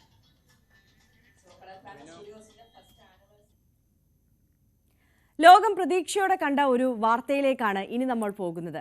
ക്യാൻസറിനുള്ള പ്രതിരോധ വാക്സിൻ എന്ന വിപ്ലവകരമായ കണ്ടെത്തലിലേക്ക് റഷ്യ എത്തിയിരിക്കെ ലോകമെമ്പാടും അതിനെക്കുറിച്ചുള്ള പ്രതീക്ഷ ഉയരുകയാണ്. പ്രാരംഭ ക്ലിനിക്കൽ ട്രയലുകളിൽ വാക്സിൻ 100% ഫലപ്രാപ്തി നേടിയതായി റഷ്യ അറിയിച്ചിരുന്നു. വാക്സിൻ ഉപയോഗിച്ചവരിൽ ട്യൂമറിന് ചുരുക്കമുണ്ടായെന്നും പാർശ്വഫലങ്ങൾ കണ്ടെത്തിയില്ലെന്നും ഗവേഷകർ പറഞ്ഞു. COVID-19 വാക്സിന് സമാനമായ mRNA സാങ്കേതിക വിദ്യ ഉപയോഗിച്ചാണ് എൻഡോമിക്സ് വാക്സിൻ തയ്യാറാക്കിയത്. ക്യാൻസർ ആധുനിക വൈദ്യശാസ്ത്രം ഒരുപാട് പുരോഗമിച്ചുവെങ്കിലും ഈ രോഗത്തിന് മുന്നിൽ പലപ്പോഴും കീഴടങ്ങേണ്ടി വരാറുണ്ട്. എന്നാൽ ഇപ്പോൾ ലോക ജനതയ്ക്കൊന്നാകെ ആശ്വാസവും പ്രതീക്ഷയും നൽകുന്ന റിപ്പോർട്ടുകൾ ആണ് പുറത്തുവരുന്നത്. ക്യാൻസറിനുള്ള പ്രതിരോധ വാക്സിനായ എൻഡോമിക്സ് പ്രാരംഭ ക്ലിനിക്കൽ ട്രയലുകളിൽ 100% ഫലപ്രാപ്തി നേടിയതായാണ് റിപ്പോർട്ടുകൾ. വാക്സിൻ ഉപയോഗിച്ചവരിൽ ട്യൂമറിന് ചുരുക്കം ഉണ്ടായി എന്നും പാർശ്വഫലങ്ങൾ ഒന്നും കണ്ടെത്താനായിട്ടില്ല എന്നുമാണ് ഗവേഷകർ പറയുന്നത്. വാക്സിൻ സുരക്ഷിതമാണ് എന്നും വളരെ ഫലപ്രദമാണ് എന്നും പരീക്ഷണങ്ങൾ തെളിയിച്ചിരിക്കുകയാണ്. ചില സന്ദർഭങ്ങളിൽ ക്യാൻസറിൻ്റെ തരം അനുസരിച്ച് ട്യൂമറുകൾ 60% മുതൽ 80% വരെ ചുരുങ്ങുകയോ വളർച്ച സാവധാനത്തിലാവുകയോ ചെയ്യുന്നതായും കണ്ടെത്തിയിട്ടുണ്ട്. COVID-19 വാക്സിന് സമാനമായ mRNA സാങ്കേതിക വിദ്യ ഉപയോഗിച്ചാണ് എൻഡറോമിക്സും തയ്യാറാക്കിയിട്ടുള്ളത്. അതായത് പരമ്പരാഗത വാക്സിനുകളിൽ രോഗപ്പകർച്ചയ്ക്കുള്ള ശേഷി ഇല്ലാതാക്കിയ വൈറസിനെയാണ് സാധാരണയായി ഉപയോഗിക്കുന്നത്. എന്നാൽ പ്രതിരോധിക്കാൻ ഉദ്ദേശിക്കുന്ന രോഗാണുവിനെതിരെ സ്വാഭാവിക പ്രതിരോധശേഷി ശക്തമാക്കാനുള്ള പ്രോട്ടീനുകൾ ഉൽപ്പാദിപ്പിക്കാൻ ശരീരത്തെ പ്രേരിപ്പിക്കുകയാണ് mRNA വാക്സിനുകൾ ചെയ്യുന്നത്. COVID-19 വാക്സിനും ഇങ്ങനെയാണ് വികസിപ്പിച്ചെടുത്തത്. ക്യാൻസർ കോശങ്ങളെ തിരിച്ചറിയാനും ഉന്മൂലനം ചെയ്യാനും ശരീരത്തിലെ പ്രതിരോധ സംവിധാനത്തെ പരിശീലിപ്പിക്കുകയാണ് ഈ വാക്സിൻ്റെ ദൗത്യം. റഷ്യൻ ആരോഗ്യ മന്ത്രാലയത്തിന് കീഴിലുള്ള national medical research radiological centre Engelhardt institute of molecular ബയോളജിയുമായി സഹകരിച്ചാണ് ക്ലിനിക്കൽ ട്രയൽ നടത്തിയത്. 48 പേരാണ് ഈ ട്രയലിൻ്റെ ഭാഗമായത്. 3 വർഷത്തെ പ്രീ ക്ലിനിക്കൽ ട്രയലിന് ഒടുവിലാണ് വാക്സിൻ മനുഷ്യരിൽ പരീക്ഷിച്ചത്. വാക്സിൻ ട്യൂമറിനെ ചുരുക്കുക മാത്രമല്ല, ട്യൂമറിന്റെ വളർച്ച 60 മുതൽ 80% വരെ സാവധാനത്തിലാക്കി എന്നും ഗവേഷകർ സ്ഥിരീകരിച്ചിരിക്കുകയാണ്. ആവർത്തിച്ചുള്ള ഡോസുകളാണ് കൂടുതൽ ഫലപ്രദമെന്നും കണ്ടെത്തിയിട്ടുണ്ട്. നിലവിൽ വൻകുടലിലെ ക്യാൻസറിനെതിരെയാണ് വാക്സിൻ ഉപയോഗിക്കുന്നത്. അതിവേഗം വളരുന്ന മസ്തിഷ്ക ക്യാൻസർ ആയ ഗ്ലിയോബ്ലാസ്റ്റോമ, കണ്ണിനെ ബാധിക്കുന്ന ഒക്കുലാർ മെലനോമ, ഗുരുതരമായ ചർമ്മ ക്യാൻസർ എന്നിവയ്ക്കുള്ള വാക്സിനുകളുടെ പരീക്ഷണങ്ങൾ പുരോഗമിക്കുകയാണ്. ക്യാൻസറിനുള്ള വാക്സിൻ വികസിപ്പിക്കുന്നതിനുള്ള അവസാനവട്ട ശ്രമത്തിലാണ് രാജ്യത്തെ ശാസ്ത്രജ്ഞർ എന്നും ഉടൻ രോഗികൾക്ക് വാക്സിൻ ലഭ്യമാക്കുമെന്നും റഷ്യൻ പ്രസിഡന്റ് വ്ളാഡിമിർ പുടിൻ 2024 ഫെബ്രുവരിയിൽ ഒരു ടെലിവിഷനിൽ അഭിസംബോധന ചെയ്തുകൊണ്ട് സംസാരിച്ചിരുന്നു. ഇപ്പോഴിതാ ആ പ്രീ ക്ലിനിക്കൽ പരീക്ഷണങ്ങൾ വിജയിച്ചിരിക്കുന്നു എന്നാണ് national research centre for epidemiology and മൈക്രോബയോളജിയുടെ ഡയറക്ടർ അലക്സാണ്ടർ ഗിറ്റ്സ്ബർഗ് വ്യക്തമാക്കുന്നത്. ഇനി വാക്സിന് റഷ്യയുടെ ആരോഗ്യ മന്ത്രാലയത്തിന്റെ അംഗീകാരം ലഭിക്കേണ്ടതുണ്ട്. ക്യാൻസർ ചികിത്സാരംഗത്തെ സുപ്രധാന ചുവടുവയ്പായാണ് എൻഡ്രോമിക്സിനെ വൈദ്യശാസ്ത്ര ലോകം വിലയിരുത്തുന്നത്. അതുകൊണ്ട് തന്നെ ആരോഗ്യ മന്ത്രാലയത്തിന്റെ അംഗീകാരം ലഭിച്ചാൽ വാക്സിൻ പൊതുജനങ്ങൾക്ക് നൽകി തുടങ്ങും. മറ്റ് ലോകരാജ്യങ്ങളും വാക്സിനെ അംഗീകരിച്ചാൽ ക്യാൻസർ എന്ന മാരക രോഗത്തെ നമുക്ക് ഒരുമിച്ച് മാറ്റി നിർത്താനാകും. KP അഭിലാഷ് തയ്യാറാക്കിയ റിപ്പോർട്ടാണ് നമ്മൾ കണ്ടത്. ലോകമെമ്പാടുമുള്ള ഓരോ മനുഷ്യരും എക്കാലത്തെയും ഒരു വലിയ ആഗ്രഹവുമായി കൊണ്ടു നടന്ന ഒന്നാണ് ക്യാൻസറിനെ പ്രതിരോധിക്കാനുള്ള ശാശ്വതമായ ഒരു പരിഹാരം, ഒരു മരുന്ന്, പ്രതിവിധി വേണമെന്നുള്ളത്. അത് സാക്ഷാത്കരിക്കാൻ പോകുന്നു എന്നുള്ള സൂചനകളാണ് നമുക്ക് മുന്നിലുള്ളത്. അത് നടക്കട്ടെ, വാക്സിൻ ഫലപ്രാപ്തിയിലേക്ക് പൂർണ്ണമായും എത്തട്ടെ എന്ന് നമുക്ക് പ്രത്യാശിക്കാം. മറ്റു വാർത്തകളിലേക്ക്. സംസ്ഥാന സർക്കാരിനെതിരെ രൂക്ഷ വിമർശനവുമായി തിയേറ്റർ ഉടമകളുടെ സംഘടനയായ ഫിയോക്. സിനിമയ്ക്കായി ഒന്നും ചെയ്യാത്ത സർക്കാരാണ് ഇപ്പോഴത്തേതെന്ന് ഫിയോക് പ്രതിനിധികൾ പറഞ്ഞു. പ്രശ്നങ്ങൾ സംഘടനകൾക്കുള്ളിൽ ചർച്ച ചെയ്യുന്നതിന് പകരം ചിലർ പുറത്തുപോയി കല്ലെറിയുകയാണെന്ന് നടൻ ദിലീപ് പറഞ്ഞു. വിവിധ സിനിമാ സംഘടനകളുടെ തെരഞ്ഞെടുപ്പുകൾക്ക് ശേഷം സൗഹൃദം പങ്കിടുന്നതിന്റെ ഭാഗമായാണ് ഫിലിം ചേംബർ, അമ്മയും ഫെഫ്കയും ഉൾപ്പെടെയുള്ള സിനിമാ സംഘടനകളുടെ കൂട്ടായ്മ വിളിച്ചു ചേർത്തത്.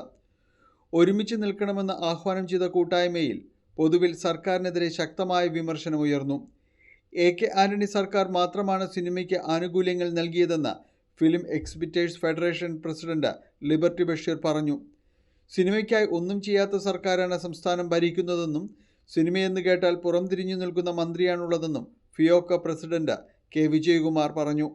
സിനിമയ്ക്കുള്ളിലെ പ്രശ്നങ്ങൾ സംഘടനയ്ക്കുള്ളിൽ ചർച്ച ചെയ്യുന്നതിനു പകരം ചിലർ പുറത്തുപോയി കല്ലെറിയുകയാണെന്നും ചാനലിൽ പോയി പറയുന്ന രീതി മാറണമെന്നും ഫിയോക ചെയർമാൻ കൂടിയായ നടൻ ദിലീപ് ആവശ്യപ്പെട്ടു.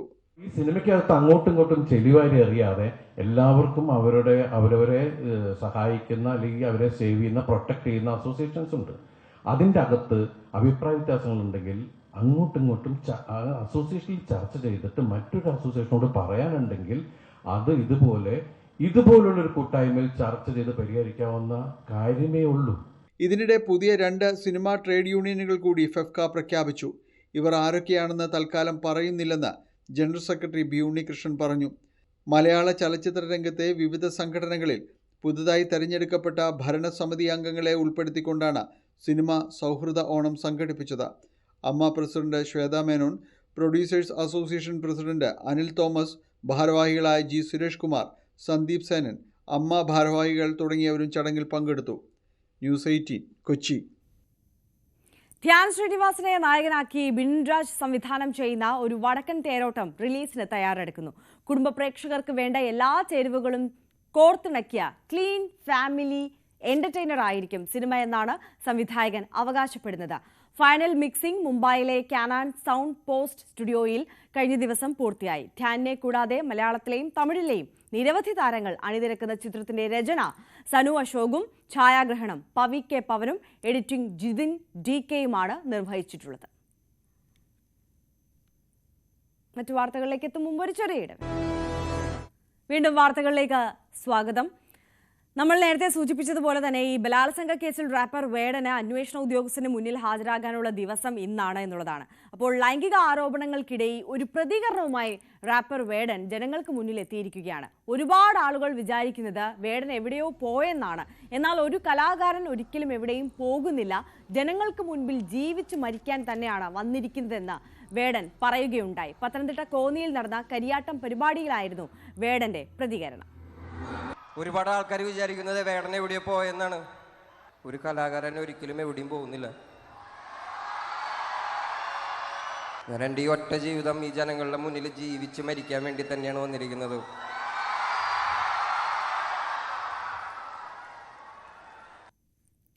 ഏഷ്യ കപ്പ് 2020 ക്രിക്കറ്റിന് ഇന്ന് കൊടിയേറ്റം. ഉദ്ഘാടന മത്സരത്തിൽ അഫ്ഗാനിസ്ഥാൻ ഹോങ്കോങ്ങിനെ നേരിടും. രാത്രി 8 മണിക്കാണ് മത്സരം. ഇന്ത്യയുടെ ആദ്യ മത്സരം നാളെ UAEക്കെതിരെയാണ്. ഹരികൃഷ്ണൻ ചേരുന്നു കൂടുതൽ വിവരങ്ങളുമായി. ഹരി, അങ്ങനെ ഏഷ്യൻ വെടിക്കെട്ടിന് ഇന്ന് തുടക്കമാവുകയാണല്ലേ? തീർച്ചയായും ആര്യ, 17ാമത് ഏഷ്യ കപ്പിന് ഇന്ന് തുടക്കമാവുകയാണ്. പ്രധാനമായും ഇന്ത്യയുടെ മത്സരം നാളെയാണ് നടക്കുന്നത്. ഹോസ്റ്റായ UAEക്കെതിരെയാണ്. അഫ്ഗാനിസ്ഥാൻ മത്സരിക്കുന്നത് ഹോങ്കോങ്ങിനെതിരെയാണ്. അഫ്ഗാനിസ്ഥാൻ ആവട്ടെ പാകിസ്ഥാനും UAEയും തമ്മിലുള്ളൊരു ട്രൈ സീരീസിൽ ഒരു ഫൈനലിൽ പാകിസ്ഥാനെതിരെ 75 റൺസിൻ്റെ പരാജയം ഏറ്റുവാങ്ങിയത് കഴിഞ്ഞ 2 ദിവസങ്ങൾക്ക് മുമ്പാണ്. അതിനുശേഷമാണ് നേരെ ഏഷ്യ കപ്പിലേക്ക് വരുന്നത്. അതുകൊണ്ട് തന്നെ സ്വാഭാവികമായും അഫ്ഗാൻ പടയ്ക്ക് റാഷിദ് ഖാൻ്റെ അഫ്ഗാൻ പടയ്ക്ക് ഒരു ചെറിയ ആത്മവിശ്വാസക്കുറവ് ഉണ്ടായിരിക്കാം. അത് മാക്സിമം മുതലാക്കുക എന്നുള്ളതായിരിക്കാം ഹോങ്കോങ്ങിൻ്റെ ഉദ്ദേശം. ഉറപ്പായിട്ടും ഇതൊരു ടൈറ്റ് മത്സരമാണോ എന്ന് ചോദിച്ചാൽ അല്ല. ഫേവറേറ്റ്സ് അഫ്ഗാനിസ്ഥാൻ തന്നെയാണെങ്കിൽ പോലും ഹോങ്കോങ്ങിനുണ്ടായ ഒരു മാറ്റമുണ്ട്. കഴിഞ്ഞ കുറച്ച് വർഷങ്ങളായിട്ട് തന്നെ ഹോങ്കോങ്ങിൻ്റെ ക്രിക്കറ്റിംഗ് നേഷൻ ഉണ്ടായ ഒരു വലിയ മാറ്റം ഇത്തവണ ഹോങ്കോങ്ങിനെ കുറച്ചെങ്കിലും മുന്നോട്ട് കൊണ്ടുപോകാൻ സാധിക്കും എന്നുള്ളതാണ് വിശ്വാസം. അതോടൊപ്പം തന്നെ ഏവരും ഉറ്റുനോക്കുന്നത് ഇന്ത്യയുടെ മത്സരം തന്നെയാണ്. ഇന്ത്യയും UAEയും തമ്മിലുള്ള മത്സരം നാളെയാണ് നടക്കുന്നത്. ഇന്ത്യയെ സംബന്ധിച്ചിടത്തോളം ഇന്ത്യയുടെ ടീം ഫോർമാറ്റ് എങ്ങനെയാണ് എന്നതിനെ സംബന്ധിച്ച് കൃത്യമായ ധാരണ ഇതുവരെയില്ല. കഴിഞ്ഞ ദിവസം മോർണെ മോർക്കൽ ഉൾപ്പെടെ പറഞ്ഞത് കുൽദീപ് യാദവ് ടീമിൽ ഉണ്ടാകുമോ മത്സരിക്കുമോ എന്നുള്ള കാര്യത്തിൽ പോലും സൂചിപ്പിച്ചത് മാച്ചിൻ്റെ അന്ന് ടീം എന്താണ് എന്നുള്ളത് പ്രഖ്യാപിക്കാം എന്നുള്ളതാണ്. കാരണം അവിടുത്തെ കണ്ടീഷൻസ് എന്താണെന്ന് മനസ്സിലാക്കണം. ഫേവറബിൾ ആണോ, സ്പിന്നിന് ഉപകാരപ്പെടുന്നതാണോ, ബാറ്റിംഗ് ട്രാക്കാണോ എന്നതൊക്കെ നോക്കി അതനുസരിച്ച് തീരുമാനിക്കാം എന്നുള്ളതാണ് മോർണെ മോർക്കലിൻ്റെ വാക്കുകൾ. അപ്പോൾ കുൽദീപിന് ഇത്തവണയും ബെഞ്ചിലിരിക്കേണ്ടി വരുമോ എന്നൊരു വലിയ ചോദ്യം കൂടി നിൽക്കുന്നുണ്ട്. അതോടൊപ്പം തന്നെയാണ് സഞ്ജു ഓപ്പണറായിട്ട് തന്നെ വരാനുള്ളൊരു സാധ്യത ഏറെയാണ്. ഓപ്പണിംഗ് കോമ്പിനേഷനായിട്ട് അഭിഷേകും സഞ്ജുവും കൂടി ഓപ്പൺ ചെയ്യാനുള്ളൊരു സാധ്യതയും കൂടി മുന്നിൽ കാണുന്നുണ്ട്. അങ്ങനെ ഒരു ഘട്ടവും കൂടിയുണ്ട്. ഏതായാലും ഡിഫൻഡിംഗ് ചാമ്പ്യൻസായ ഇന്ത്യക്ക് ഇത്തവണത്തെ ഏഷ്യ കപ്പ് വളരെ പ്രധാനപ്പെട്ടതാണ്. അതോടൊപ്പം തന്നെ സൂര്യകുമാർ യാദവിൻ്റെ ക്യാപ്റ്റൻസിയിൽ ഇന്ത്യക്ക് വീണ്ടും ഒരു വിജയ തേരോട്ടത്തിലേക്ക് കൊണ്ടുപോകാൻ സാധിക്കും എന്നുള്ളതാണ്. പ്രത്യേകിച്ച് T20 ലോകകപ്പൊക്കെ വരാനിരിക്കുന്നൊരു ഘട്ടത്തിൽ ഈ ഏഷ്യ കപ്പ് വളരെ പ്രധാനപ്പെട്ട ഒരു കാര്യവും കൂടിയാണ് ഇന്ത്യയെ സംബന്ധിച്ചിടത്തോളം. ഇന്ത്യക്ക് മാത്രമല്ല ബാക്കിയുള്ള രാജ്യങ്ങൾക്കുൾപ്പെടെ. നമ്മൾ 2 ഗ്രൂപ്പുകൾ ആയിട്ട് തിരിക്കുമ്പോൾ പോലും ഇന്ത്യ പാകിസ്ഥാൻ, നമുക്കറിയാം ഇന്ത്യയും പാകിസ്ഥാനും തമ്മിൽ ഈ ഏഷ്യ കപ്പിൽ മത്സരിക്കും. ഒരു വലിയ തീവാർന്ന മത്സരമായിട്ട് തന്നെ അത് മാറാനുള്ളൊരു സാധ്യതയും ഉണ്ട്. കാരണം കുറച്ച് നാളുകളായി ഇന്ത്യയും പാകിസ്ഥാനും തമ്മിൽ മത്സരിക്കുന്നില്ല.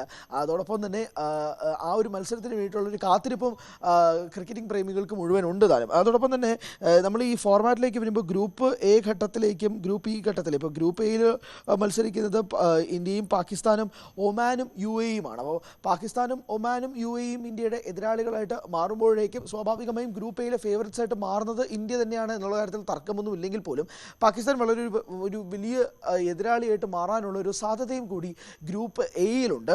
ഗ്രൂപ്പ് ബിയിൽ എടുത്തു നോക്കുമ്പോഴേക്കും ശ്രീലങ്ക, അഫ്ഗാനിസ്ഥാൻ, ഹോങ്കോങ്ങും ബംഗ്ലാദേശുമാണ് നിൽക്കുന്നത്. ഇതാണ് കുറച്ചുകൂടി ഒരു ടഫ് ഗ്രൂപ്പായിട്ട് ക്രിക്കറ്റ് അനാലിസ്റ്റുകൾ പറയുന്നത്. കാരണം ശ്രീലങ്കയും അഫ്ഗാനിസ്ഥാനും ഹോങ്കോങ്ങും UAEയും അടങ്ങുന്ന ഗ്രൂപ്പിൽ ഫേവറേറ്റ്സ് ആര് വേണമെങ്കിലും വാങ്ങാം എന്നുള്ളതാണ്. കാരണം നാളുകളായി കുറച്ച് വർഷങ്ങളായിട്ടുള്ള ശ്രീലങ്കയുടെ ക്രിക്കറ്റിൽ അവർക്കുണ്ടാകുന്ന ഒരു പതനമുണ്ട്. അതോടൊപ്പം തന്നെ അഫ്ഗാനിസ്ഥാൻ വളർന്നു വരുന്ന ഒരു ഘട്ടത്തിൽ എത്തി നിൽക്കുന്ന ഒരു ക്രിക്കറ്റിംഗ് നേഷനായിട്ട് മാറുന്നു. ഹോങ്കോങ്ങും UAEയും അതേപോലെ തന്നെ അവരും അവരുടേതായ ഒരു സ്റ്റാൻഡേർഡ്സ് പുതുക്കിക്കൊണ്ടാണ് സ്റ്റേജ് ആരംഭിക്കുന്നത്. സെപ്റ്റംബർ 20-ാം തീയതിയാണ്. 28-നാണ് ടൂർണമെൻറ്റ് അവസാനിക്കുകയും ചെയ്യുന്നത്. ഒരു തീവാർന്ന പോരാട്ടം, പ്രത്യേകിച്ച് ഏഷ്യ കപ്പ് പോലൊരു ടൂർണമെൻറ്റ് ഇന്ത്യക്ക് എപ്പോഴും ആധിപത്യം ഉണ്ടാകുന്ന ഒരു ടൂർണമെൻറ്റാണ് ഏഷ്യ കപ്പ്. ആ ഒരു ആധിപത്യം ഇത്തവണയും വീണ്ടും തുടരുക എന്നുള്ളത് തന്നെയാണ്. സൂര്യകുമാർ യാദവിൻ്റെ ക്യാപ്റ്റൻസിയിലൂടെ ആ ഒരു ആധിപത്യം തുടരുക എന്നുള്ളത്.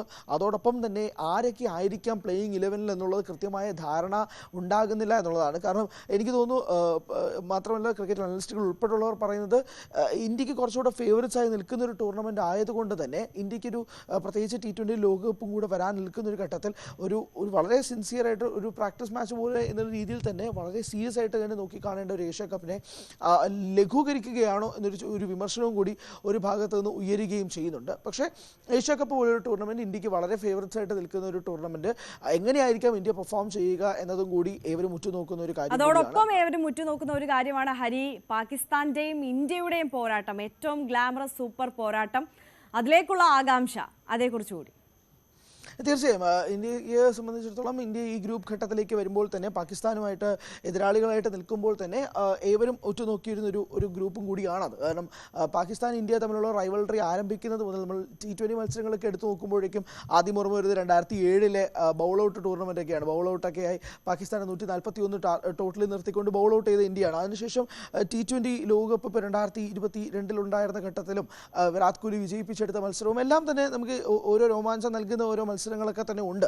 ഇത്തവണത്തെ ഇത്തവണത്തെ ഏഷ്യ കപ്പിലേക്ക് വരുമ്പോഴേക്കും T20 ഫോർമാറ്റിലേക്ക് മാറുന്ന ഏഷ്യ കപ്പിലേക്ക് വരുമ്പോഴേക്കും ഇന്ത്യയും പാകിസ്ഥാനും തമ്മിലുള്ള ഒരു മത്സരം, അതിന് കൃത്യമായ ധാരണയിലേക്ക് എടുത്ത് നോക്കുമ്പോൾ പോലും ഒരു വലിയ തീവാർന്ന മത്സരമായിട്ട് മാറാനുള്ള ഒരു സാധ്യതയും കൂടി രണ്ട് രാജ്യങ്ങൾക്കിടയിലുമുണ്ട്. ഉറപ്പായിട്ടും ഇന്ത്യ തന്നെയാണ് ഫേവറേറ്റ്സ് ആയിട്ട് നിൽക്കുന്നത്. റീസെൻ്റ് ആയിട്ട് നിൽക്കുന്ന മത്സരങ്ങളും ഫോമുകളും എല്ലാം വെച്ച് നോക്കുമ്പോഴേക്കും ഇന്ത്യ തന്നെയാണ് മുന്നിട്ട് നിൽക്കുന്നത് എന്നുള്ള കാര്യത്തിൽ തർക്കമൊന്നുമില്ല. പക്ഷേ എന്നാൽ പോലും പാകിസ്ഥാൻ്റെ ഭാഗത്തു നിന്നും ഒരു വലിയ ഫൈറ്റ് ഇന്ത്യക്കെതിരെ നൽകാനുള്ളൊരു സാധ്യതയും കൂടി ഉണ്ട്. പക്ഷേ ഈ ഏഷ്യ കപ്പ് അതാണ് അതിൻ്റെ പ്രശ്നം. ഒരു ടൂർണമെൻറ്റ് സ്റ്റാർട്ട് ചെയ്യുന്നതിന് മുമ്പ് UAE-യിലെ കണ്ടീഷൻസ് എന്താണ്, എങ്ങനെയായിരിക്കാം ഇത് ഫേവറബിൾ, സ്പിന്നിന് അനുകൂലമായിരിക്കോ പേസിന് അനുകൂലമായിരിക്കോ, ഒരുപാട് ചോദ്യങ്ങൾ നിൽക്കുകയാണ്.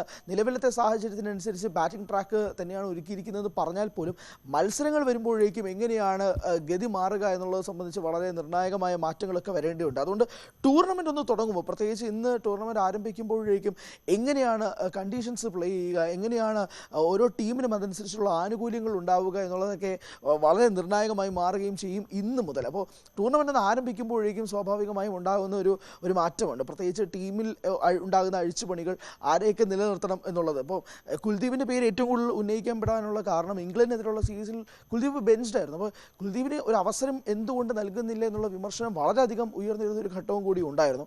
ആ ഒരു ഘട്ടത്തിൽ എത്തി നിൽക്കുമ്പോഴാണ് വീണ്ടും ഒരു സ്റ്റേക്കിൽ നിൽക്കുന്നത് പോലെ എപ്പോഴും ഒരു കൃത്യമായ മറുപടി ലഭിക്കുന്നില്ല. അതുകൊണ്ടാണ് മാച്ചിൻ്റെ അന്ന് തീരുമാനിക്കാമെന്നത് പോലും പറയുന്നതെന്ന് മനസ്സിലാക്കുന്നു. അങ്ങനെ ഒരു ഘട്ടത്തിൽ എത്തി നിൽക്കുമ്പോൾ എങ്ങനെയായിരിക്കാം ടീം ഫോർമേഷൻ എന്നുള്ളൊരു കാര്യത്തിലും കൂടി വ്യക്തമായ ധാരണ ലഭിക്കേണ്ടതുണ്ട്. ഈ ടീം ഫോർമേഷനെ പറ്റി പറയുമ്പോൾ എല്ലാവർക്കും ആകാംക്ഷയുള്ള കാര്യം സഞ്ജുവിന്റെ കളി എപ്പോഴുണ്ടാകും എന്നുള്ളൊരു ആകാംക്ഷ കൂടി ബാക്കി നിൽക്കുന്നുണ്ടല്ലോ ഹരി. തീർച്ചയായും അറിയാം. കാരണം സഞ്ജുവിനെ പോലൊരു നമ്മൾ മലയാളികൾക്ക് അഭിമാനമായി നിൽക്കുന്ന താരം ഏഷ്യ കപ്പിലെ പോലെ പ്രധാനപ്പെട്ട ഒരു ടൂർണമെൻറ്റിൽ ഒരു ഓപ്പണിംഗ് സ്ലോട്ടിൽ വന്ന് ബാറ്റ് ചെയ്യുക എന്ന് പറയുന്നത് നിസ്സാര കാര്യമല്ല. കാരണം സഞ്ജുവിൻ്റെ റീസെൻറ്റ് ഫോം വളരെയധികം അതിന് ഗുണം ചെയ്തിട്ടുണ്ട്. ഇപ്പോൾ ഏറ്റവും ഒടുവിൽ കേരള ക്രിക്കറ്റ് ലീഗിൽ കൊച്ചി ബ്ലൂ ടൈഗേഴ്സിന് വേണ്ടി സഞ്ജു കളിക്കുമ്പോൾ പോലും ലഭിച്ച സെഞ്ചുറികളും അർദ്ധ സെഞ്ചുറികളുടെ കണക്കും അത് തന്നെയാണ്. ഇതെല്ലാം സെലക്ടേഴ്സ് സ്വാഭാവികമായി വീക്ഷിക്കുകയും ചെയ്യുന്നുണ്ട്. ഏറ്റവും റീസെൻറ്റ് ഫോം അതിന് വളരെയധികം ഗുണം ചെയ്തിട്ടുണ്ടെന്ന കാര്യത്തിൽ തർക്കമൊന്നുമില്ല. സ്വാഭാവികമായും കൊച്ചിയുടെ അവസാനത്തെ മത്സരങ്ങളൊന്നും സഞ്ജുവിന് കളിക്കാൻ സാധിച്ചിട്ടില്ല. കാരണം ഏഷ്യ കപ്പിന് ടീമിന് വേണ്ടി പോകുന്നുള്ളതുകൊണ്ട് തന്നെ. പക്ഷേ എന്നാൽ പോലും സഞ്ജുവിൻ്റെ റീസെൻറ്റ് ഫോം വളരെയധികം സഞ്ജുവിന് ഗുണം ചെയ്യുമെന്ന കാര്യത്തിൽ തർക്കമൊന്നുമില്ല. T20 പ്രത്യേകിച്ച് KCL ഫോളോ ചെയ്ത് എല്ലാവർക്കും മനസ്സിലാവും സഞ്ജുവിൻ്റെ സ്ഥിരതയാർന്ന പ്രകടനം, അതാണ് ഇതിൻ്റെ ഏറ്റവും പ്രധാനപ്പെട്ട കാര്യം. KCL പോലൊരു ടൂർണമെൻറ്റ് ഉറപ്പായിട്ടും ഈ ഏഷ്യ കപ്പ് പോലൊരു ടൂർണമെൻറ്റിൻ്റെ ഒരു താരതമ്യമാകുമെന്ന് ചോദിച്ചാൽ ഇല്ല. പക്ഷേ ഒരു പ്ലെയറിൻ്റെ ഫോമിനനുസരിച്ച് അയാളുടെ റീസെൻറ്റ് പെർഫോമൻസ് ഏതൊക്കെ ലീഗിലാണെങ്കിലും അത് നോക്കുന്ന ഒരു കാഴ്ചപ്പാട് സെലക്ടേഴ്സ് എപ്പോഴും പുലർത്താറുണ്ട്. അതിന് ഏറ്റവും കൂടുതൽ ഗുണമായിട്ട് മാറിയത് KCL തന്നെയാണെന്ന് പറയേണ്ടി വരും. അതുകൊണ്ട് തന്നെ സഞ്ജുവിൻ്റെ റീസെൻറ്റ് ഫോം വെച്ച് നോക്കുകയാണെങ്കിൽ T20 സ്ഥിരതയാർന്ന പ്രകടനവും മികച്ച ആവറേജും മികച്ച സ്ട്രൈക്ക് റേറ്റും വെച്ച് നിൽക്കുന്ന സഞ്ജുവിന് ഒരുപാട് സാധ്യതകൾ ഈ ഏഷ്യ കപ്പിൽ ഉണ്ടാകും എന്നുള്ളതാണ് സെലക്ടേഴ്സിൻ്റെ ഭാഗത്തുനിന്ന് മനസ്സിലാക്കുന്നത്. അതുകൊണ്ട് തന്നെയാണ് ഇന്ത്യക്ക് പ്രത്യേകിച്ച് നാളത്തെ മത്സരത്തിൽ UAE-ക്കെതിരെ ഒരു വലിയ തുടക്കം സഞ്ജുവിന് കൊടുക്കാൻ സാധിച്ചു കഴിഞ്ഞാൽ ടൂർണമെൻറ്റിൽ മികച്ചൊരു സ്ഥിരതയാർന്ന പ്രകടനം സഞ്ജുവിന് നേടിയെടുക്കാൻ സാധിച്ചാൽ അത് വലിയ ബെനിഫിറ്റായിട്ട് മാറും. കാരണം T20 സൈഡിൽ സഞ്ജു ഇപ്പോൾ ഏകദേശം ഒരു സ്ഥിരതയാർന്ന പ്ലെയർ തന്നെയാണ്. എന്നാൽ പോലും ജിതേഷിൻ്റെ ഒരു വരവും അല്ലെങ്കിൽ ഒരു വിക്കറ്റ് കീപ്പേഴ്സിൻ്റെ ഒരു മാറ്റങ്ങൾ അങ്ങോട്ടും ഇങ്ങോട്ടുള്ള മാറ്റങ്ങളൊക്കെ ഉണ്ടാകുമെങ്കിൽ പോലും സഞ്ജുവിന് ആ ഒരു ഓപ്പണിംഗ് സ്ലോട്ട് കൃത്യമായി ഉപയോഗിക്കാൻ സാധിക്കും. ഇപ്പോൾ കഴിഞ്ഞ ദിവസം രവിശാസ്ത്രി ഉൾപ്പെടെ ശുഭ്മാൻ ഗില്ലും സഞ്ജുവും തമ്മിലുള്ള താരതമ്യത്തിൽ പോലും സഞ്ജുവിന് വിട്ടുകൊടുക്കാതെയാണ് രവിശാസ്ത്രി സംസാരിക്കുന്നത്. അപ്പോൾ അങ്ങനെ ഏവരും വളരെയധികം ഉറ്റുനോക്കുന്ന ഒരു പ്ലെയറായിട്ട് സഞ്ജു മാറുമ്പോൾ പോലും സഞ്ജുവിൻ്റെ പ്രകടനം വളരെ നിർണായകമാകും. KCL പോലൊരു ടൂർണമെൻറ്റിനെ ഇപ്പോൾ നമ്മൾ കേരള ക്രിക്കറ്റ് ലീഗും കേരളത്തിലെ താരങ്ങളൊക്കെ മാത്രമായിട്ട് മാറ്റി നിർത്തിയാൽ പോലും ആ ഒരു ഫോം വളരെയധികം സഞ്ജുവിന് ഗുണം ചെയ്തിട്ടുണ്ടെന്ന കാര്യത്തിൽ തർക്കമൊന്നുമില്ല. അത് ഏഷ്യ കപ്പിലും കൂടെ പ്രതിഫലിക്കാൻ സാധിച്ചാൽ ഇന്ത്യക്ക് ഒരു മികച്ച തുടക്കം തന്നെ അഭിഷേക് ശർമ്മയ്ക്കും കൂടെ പുലർത്താൻ സാധിച്ചാൽ ഒരു മികച്ച തുടക്കം നേടിയെടുക്കാൻ സാധിക്കും. ഇന്ത്യക്ക് അതിലൂടെ കുറച്ചുകൂടെ ഫേവറേറ്റ്സ് ആയിട്ട് പ്രത്യേകിച്ച് ഓരോ മത്സരങ്ങൾ മുന്നോട്ട് കൊണ്ടുപോകുമ്പോഴേക്കും അതിലേക്ക് കുറച്ചുകൂടെ കോൺട്രിബ്യൂട്ട് ചെയ്യാനായിട്ട് സഞ്ജുവിൻ്റെ ബാറ്റിലൂടെ കഴിഞ്ഞു കഴിഞ്ഞാൽ ഇന്ത്യക്ക് ഓപ്പണിംഗ് കുറച്ചുകൂടെ വ്യക്തമാവുകയും ചെയ്യും. അതോടൊപ്പം തന്നെ ബാക്കി മിഡിൽ ഓർഡർ പ്ലേയേഴ്സ് വരുന്നത് ഇപ്പോൾ സൂര്യകുമാർ യാദവ് ആയിക്കോട്ടെ ഇവർക്ക് എല്ലാവർക്കും വരുന്നൊരു പ്രഷർ കുറയാനുള്ള ഒരു സാധ്യതയും കൂടിയുണ്ട്. അതുകൊണ്ട് സഞ്ജുവിന് ഒരു വലിയ വിശ്വാസം ഇന്ത്യൻ ടീം പുലർത്തുന്നുണ്ട്. അത് വെച്ച് പുലർത്താൻ സാധിക്കട്ടെ എന്നുള്ള ഏവരും മലയാളികളുടെ ഉൾപ്പെടെയുള്ള ഇന്ത്യക്കാരുടെ പ്രാർത്ഥന തന്നെ നാളെ തൊട്ടുള്ള മത്സരങ്ങളിൽ ഉണ്ടാകട്ടെ എന്നുള്ളത് തന്നെയാണ് പറയാനുള്ള കാര്യം. തീർച്ചയായും MS ഹരികൃഷ്ണനാണ് വിശദാംശങ്ങളുമായി നമുക്കൊപ്പം ചേർന്നത്. ഇനി നമ്മൾ പോകുന്നത് നമ്മുടെ ഫേവറേറ്റ് സെഗ്മെന്റ് ആയ സ്പെഷ്യൽ ഡേ സെഗ്മെന്റിലേക്കാണ്. സ്പെഷ്യൽ ഡേയിൽ ആരൊക്കെയാണ് അവരുടെ സ്പെഷ്യൽ ഡേകൾ ആഘോഷിക്കാൻ ന്യൂസ് 18നോടൊപ്പം ചേരുന്നത് എന്ന് നോക്കാം. തിരുവനന്തപുരം മരുതൂർ സ്വദേശി അനൂപിൻ്റെ ജന്മദിനമാണിന്ന്. ഞങ്ങളുടെ ഡിജിറ്റൽ ടീമിലെ അംഗമായ രശ്മി ബ്രഹ്മാനന്ദൻ്റെ ഭർത്താവാണ് അനൂപ്. അപ്പോൾ അനൂപിന് രശ്മിയുടെ ആശംസകൾ അറിയിക്കുന്നതിനൊപ്പം ന്യൂസ് 18 കുടുംബത്തിൻ്റെ ആശംസകളും അറിയിക്കുകയാണ്. A very happy birthday Anoop.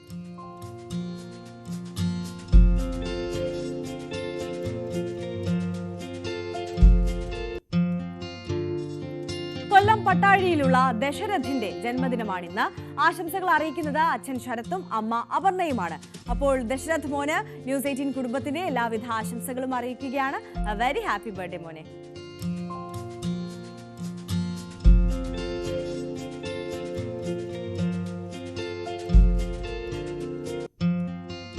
Thiruvananthapuram സ്വദേശിനിയായ അമൃത എസ് മധുവിന്റെ ജന്മദിനമാണ് ഇന്ന്. ആശംസകൾ അറിയിക്കുന്നത് അച്ഛൻ മധുസൂദനും അമ്മ സതിയുമാണ്. അപ്പോൾ അമൃതയ്ക്ക് ന്യൂസ് 18ന്റെയും എല്ലാവിധ ആശംസകളും അറിയിക്കുകയാണ്. A very happy birthday.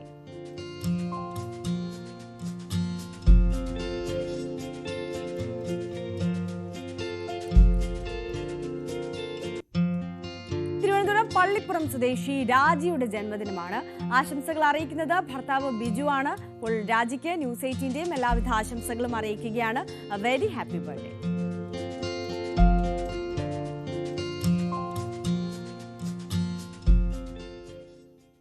അപ്പോൾ നമ്മുടെ രാവിലെയുടെ സമയം ഇവിടെ അവസാനിക്കുകയാണ്. എല്ലാ പ്രിയപ്പെട്ട പ്രേക്ഷകർക്കും ഒരിക്കൽ കൂടി ഒരു നല്ല ദിവസം ആശംസിക്കുന്നു. ഇനി ഒരു ചെറിയ ഇടവേളയ്ക്ക് ശേഷം കുറ്റകൃത്യങ്ങളുടെ ലോകത്തെ വാർത്തകൾ കാണാം. Police petrol.